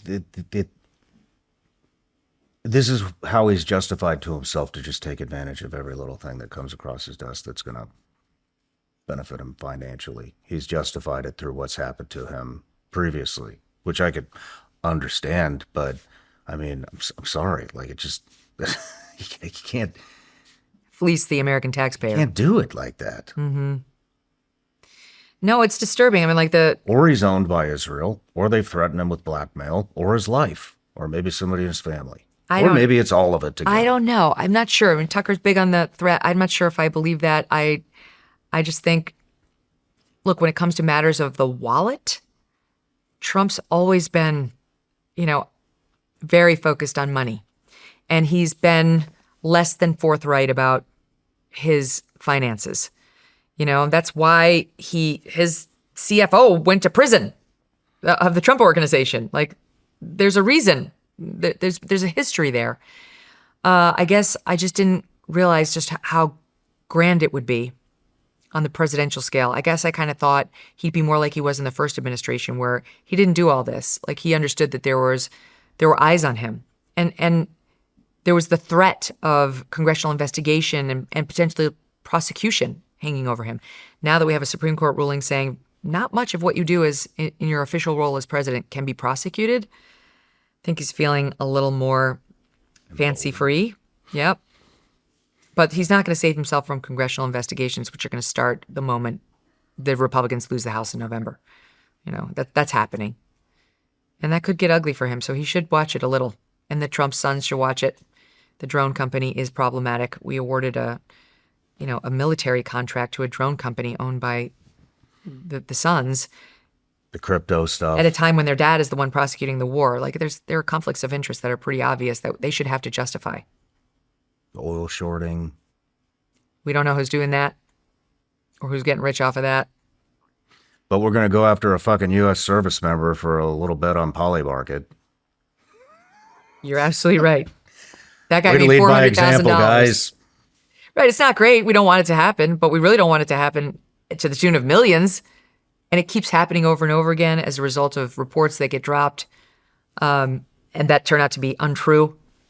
We have a deal. Another deal. Mm-hmm. The Iran war is over. It's over. Didn't you know it's over? It's weird how it's not over.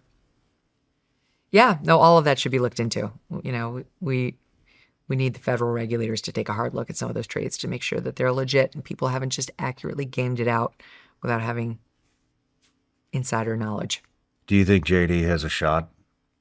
Yeah, I do. You do? Yeah. Wow. Who do you think has a shot? Someone's going to have to win. I don't even think about it anymore because I don't think it matters. I haven't quite crossed into that level of cynicism yet. I haven't taken the black pill. I don't know. I think it's, I think I've taken a gray pill. It's biblical. I really do. What do you we're mean? seeing a Say veil more. lifted. I think we've idolized all these fucking people. Trump, Musk, Biden, whoever, insert politician, billionaire, elitist, tech bro, whatever. And we're all looking for one person to fix this shit. And we keep propping these fucking people up, and they're corrupt, and this veil's lifting. I mean, in the Epstein, who knows if it's true or not, but they're talking about eating fucking babies and blood rituals on Epstein Island. Mm-hmm. This shit is biblical. Would you vote for Thomas Massie? Yeah. Do you think he'd be corrupted? I think it's a very good possibility. I I don't know. I like to believe there are still some people who are truly committed to their ideals. Look at Rand Paul. I think he's a good example of not easily corruptible. He doesn't care who hates him, and it's a long list. I respect that. I really do. He doesn't care. He'll buck Trump and is therefore loathed by him. But he has a core set of principles inherited from his dad, Ron, that seem genuinely near and dear to him, which I really respect. I still think there are some good men out there and women who could lead in a way we would admire. They're going to get roadblocked, though, aren't they? Yeah, probably. I mean, what are they going to be able to do? I don't know. I'd like to believe we're at the beginning of a sea change where people have had it. You know, maybe Trump will actually lean. It'd be great, actually. I'd love to see him lean into the corruption. Like, go for it. Double down, triple down. Do it so much that, Joe Biden set the table with his weird, son and all the deals they were doing with the Chinese Communist Party and everybody else. That was disgusting. The left wouldn't call it out. The right did. Then we had Trump, who's doing some corrupt stuff, and the right won't call it out, but the left is. Like, maybe if it just gets so egregious, we get to the point where it's burned down. And now, like, the only thing that can rise from that, heap of ashes is some sort of honest phoenix. I don't know. I'm always optimistic when it comes to America. I just feel like we won't continue settling for this level of dishonesty and awfulness. Like, we can't. Look what we came from. Look how we were founded. Look what we're about to celebrate as we hit 250. Like, it should be a good reminder, not with Milli Vanilli playing in the White House, wherever they're going. It's not even a real band. How do they get booked? They never really sing. But with like our own celebrations where we reread that declaration and we remind ourselves what a tyrannical government looks like and how we wouldn't stand for it then. And we're not going to stand for it now. And we're they say we get the leaders we need. Well, let's actually do that. Let's actually do that next time around. I don't know, Shawn. I just feel like I don't believe these are end times. I believe we're in a crisis. It's not going well, but that it's solvable. It's savable. What happened to Doge? They promised $2 trillion in cuts and they got $200 billion. And then went away because Elon got tired of politics and everybody hating him. That's a tough machine to fight too. In the same way Trump said he was going to fight big agra and big, pharma and didn't really. Tried dealing with big government and eliminating all those government jobs. Now, we did eliminate some amount of government jobs, but we didn't really, okay, so we saved $200 billion. Okay, great. But again, look how much we're spending. What's the budget that he just submitted for the Pentagon? I have $1.5 trillion? I have no idea. Okay. It's like the $200 billion's feeling like a teaspoon in the ocean. Yeah, Doge was a disappointment. Bassett said what? That's estimated $600 billion in fraud a year. Yeah. $600 billion in fraud a year. It doesn't surprise me. At least now they're looking at it. At least now, there have been some reports about fraud, so the government knows the country wants you to pay attention to it. That's positive. Don't you think we're better off in fighting fraud today than we were 4 years ago? Yes. At least it's a topic of discussion. But, I don't know. To me, it's like they say that, what's the saying? Basically that politics is Hollywood for ugly people. Mm-hmm. And people who couldn't make it in Hollywood wind up in politics or media. You weren't hot enough or you weren't talented enough or whatever. And so you wound up settling for this very ugly, toxic industry. And it's kind of funny. But the thing is, you can look around the toxic stew everywhere when you're in politics or in media covering it and think, God, everyone's ugly, in the truest sense of the word. They're all unattractive. God, there's covered in toxins everywhere. Damaged, unwell people. I'm miserable and this sucks. Or you can look around and be like, it's a toxic stew, but there are some points of light that we have to figure out a way to exploit and elevate to change the general pH balance of this toxic stew. We're going to make the toxic stew better, as opposed to just saying it's toxic and letting it take you under. That's just not the way forward. We can't give up on the whole game because the players are gross. We have to find a way of changing the game and elevating better players. That has to be the way forward. I mean, I agree with you. I just don't know how we get there. One soldier at a time.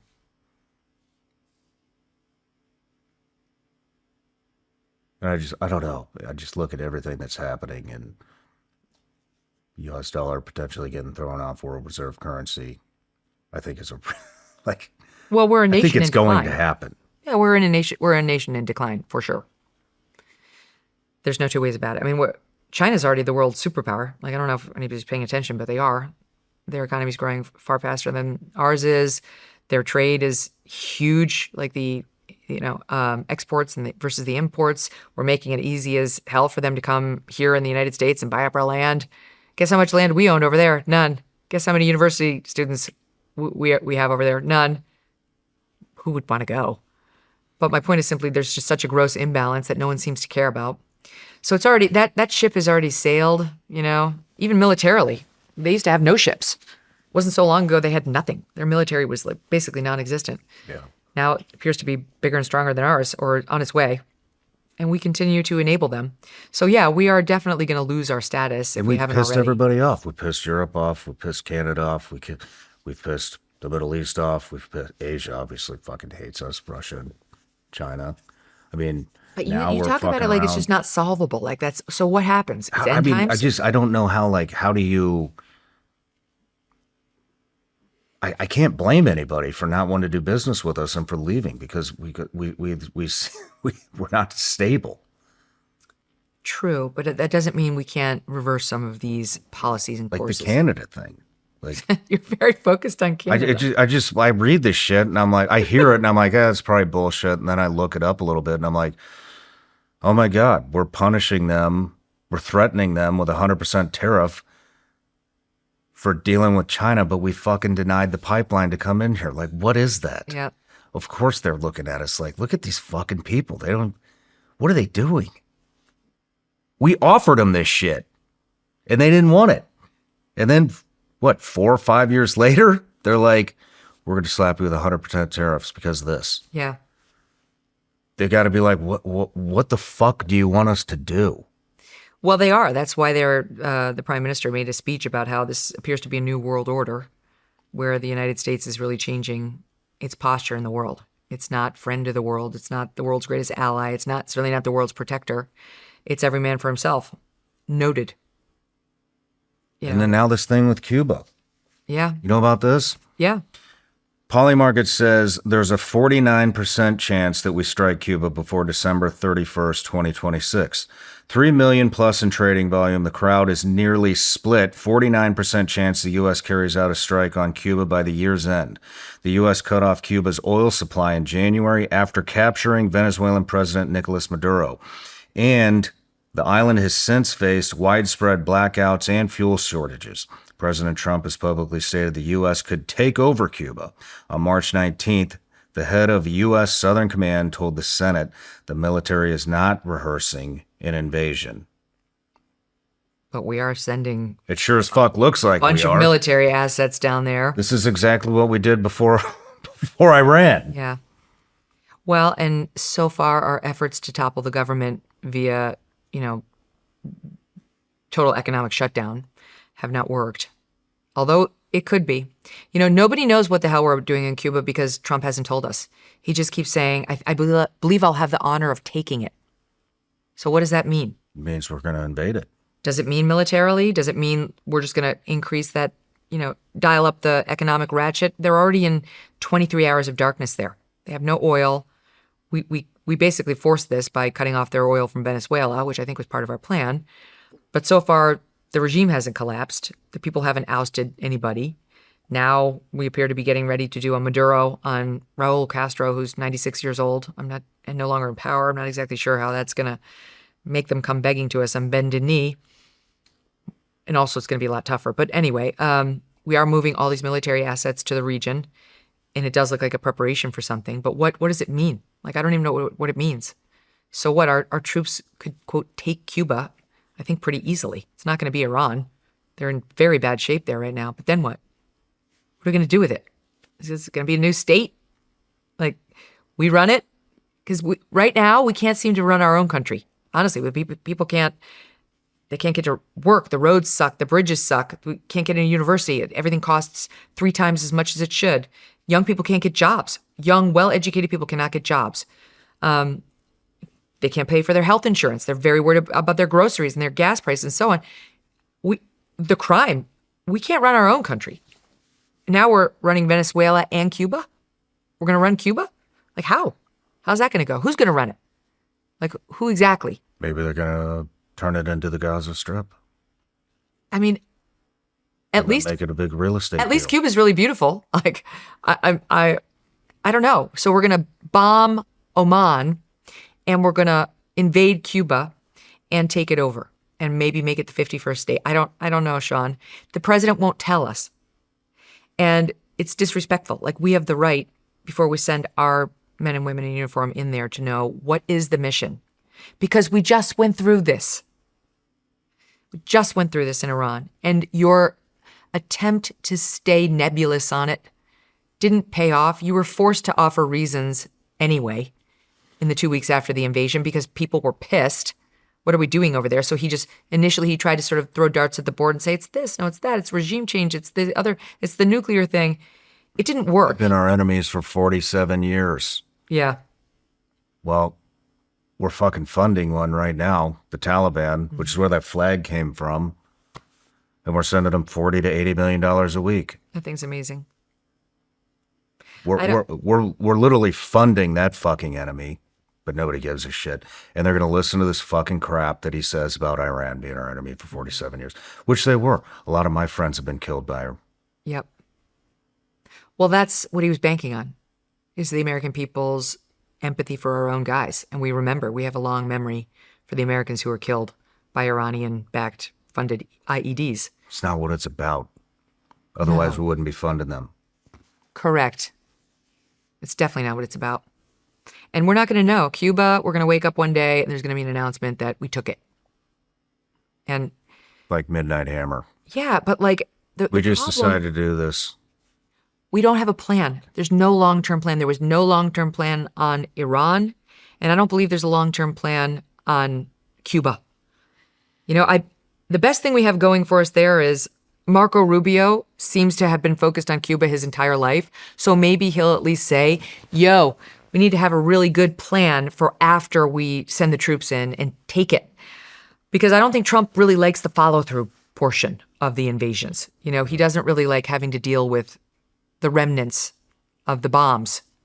And that's always the case. You know, it was General McChrystal, who said when we first went into Iran, you know, it was a little tongue-in-cheek, but he basically said, if you like this war and, you know, you're enjoying watching our, you know, the power and might of the American military, enjoy it. Enjoy it while you can.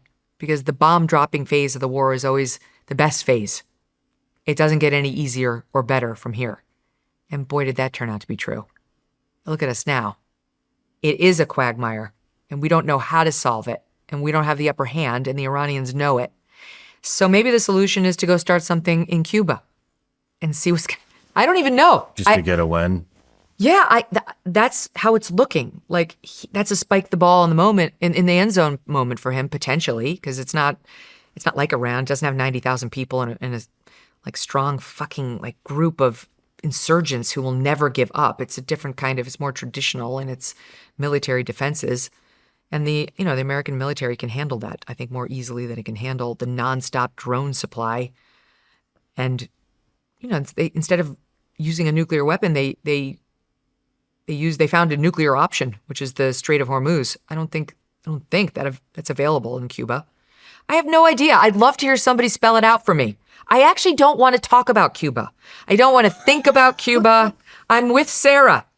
I'm done with the Strait of Hormuz. I don't want to think about them or Cuba. I want to think about myself, my family, and my country. That's what I want to think about. What's good for us? Well, how do we get out of this then? What's the real solution? Well, it's very good that Trump has started to say he wants to be out of it. That's great news. He has realized this is a mistake. There's no question. Otherwise, he'd be leaning into the neocon pressure to do more bombing. They're all in a freak out now. Like, what? Oh my God, they can see he's about to open up the financial spigot to Iran to get them to give up the strait. He's like, well, loosen all the sanctions on your money that we've had in place all these years. And they're like, great, we're going to be rich again. Just got to give up the strait. Well, the neocons are not wrong that puts Iran in a better position than it was before we started this war, where they weren't in control of the strait and we had their money.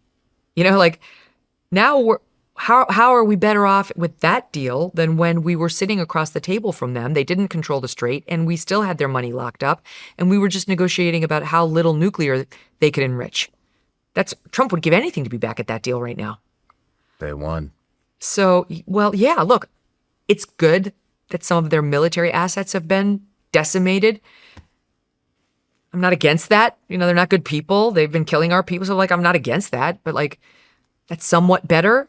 The June strike definitely did damage to the nuclear facilities. That was good. I actually supported that. It's a very different thing than this war. So, I guess some good has been done towards stopping the potential of a nuclear threat in Iran. Let's take that as a W. It's a fake W, but let's just take it and get out. And I think Trump's there as he sees he's underwater with literally every group and his poll numbers are literally the lowest they've ever been. His disapproval rating now is the highest it's ever been in 2 terms. It's higher than after January 6th. Wow. So he sees that. He's going to be a lame duck even sooner than the midterms if these numbers keep going lower. He's losing Republicans now. The only area left to lose is Republicans. The Democrats, of course, are gone. All the independents are gone. They're against Trump now into the mid to high 70s. So you've got one tiny sliver of independents who might still be open-minded to you, and one tiny sliver that's the core MAGA. You can't lose that, or you can't govern at all. Even your executive orders are going to be scoffed at and potentially not followed. So he has accurately deduced he does need to wrap it up. He's not listening to the neocons who are right now saying, double down, bomb them to smithereens. Remember when you said unconditional surrender? That's what we need, because we can't open up the financial spigot in exchange for the Strait of Hormuz. Let's take the strait. Let's keep the spigot closed. Let's insist that they give us the nuclear dust. They want maximum return on this investment. And Trump has realized that's not realistic. That's good news. That's great. We should be encouraging him to lean into that instinct. And I think in some way, shape, or form, the Iran conflict has to wrap up because he knows it. Politically, he knows it. Cuba, I don't know. I really hope somebody explains to me what he's thinking. It's very hard to make an assessment from here. I meant the whole country. How do we recorrect? How do we get on the right course? How do we get out from Israel's thumb? How do we stop this? How do we stop the forever wars? How do we get the pulse back to where it needs to be? Nothing's on the right track. That's why I think voting for, get them in onesies and twosies, I just don't feel like they're going to last. I feel like it needs to be a new party, but that's already been tried. Or there can be a wresting of control within the existing parties. It's already starting to happen. The America First wing of the Republican Party is growing in influence, in numbers. That's good. That's better than having the Mark Levin Party run our foreign policy, which is what's happening right now. The Democrat Party's changing too. They're getting a little less swampy and having some more interesting players come out of their team. No one so far who I would vote for. Like I said, Rahm Emanuel's not really part of that new wing, but they're reinventing, which is interesting. I just think, look, we've made it 250 years. We're not going to implode in the next 5 or 10 or 50. It's tough to turn an aircraft carrier around, and that's the course we're on, the aircraft carrier, where we've pissed off all of our friends. The value of the dollar is what it is. We're in $33 trillion worth of debt. That's going to be tough to solve. But I do think, number one, shrinking government will help. Number two, the laws of natural consequences, where change does tend to follow massive upheaval and upset.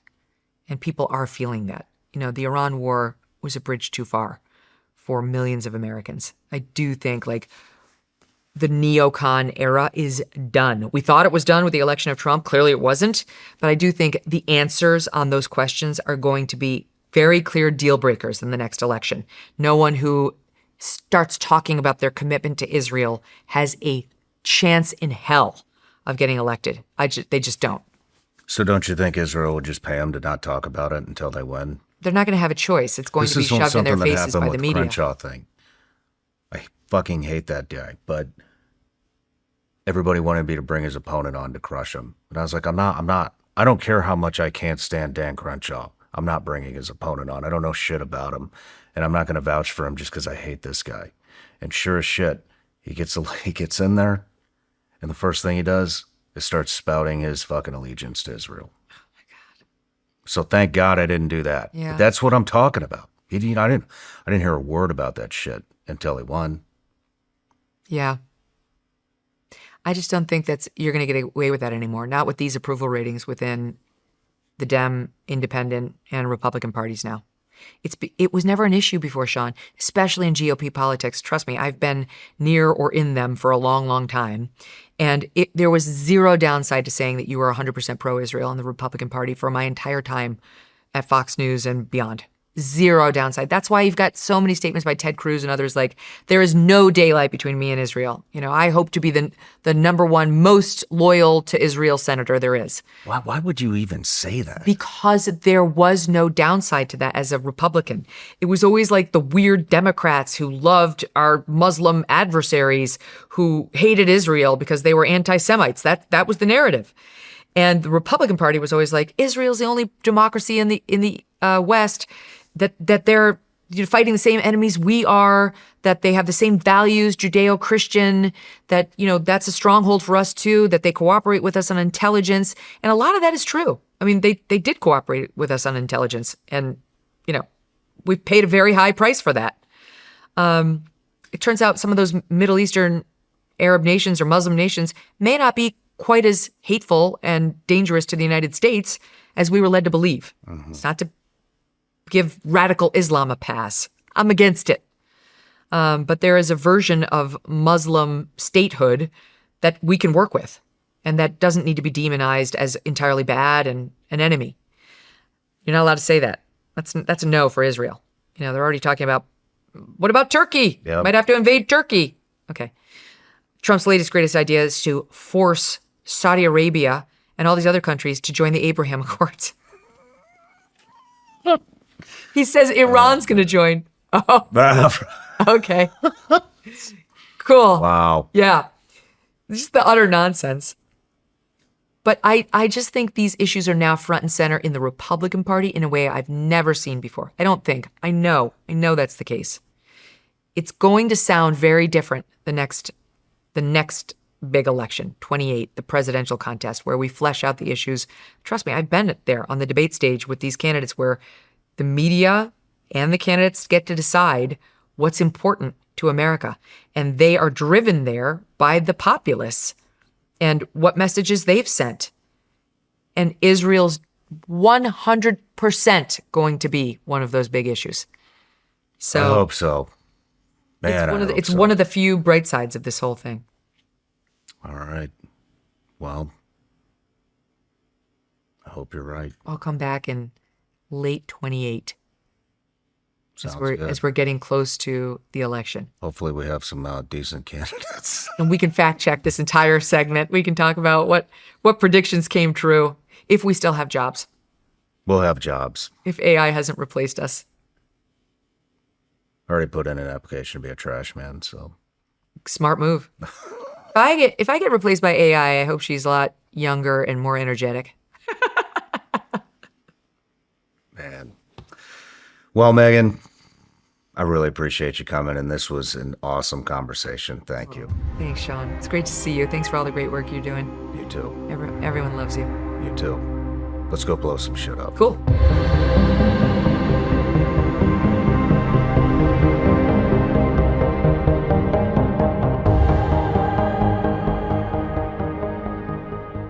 No matter where you're watching the Shawn Ryan Show from, if you get anything out of this at all, anything, please like, comment, and subscribe. And most importantly, share this everywhere you possibly can. And if you're feeling extra generous, head to Apple Podcasts and Spotify and leave us a review.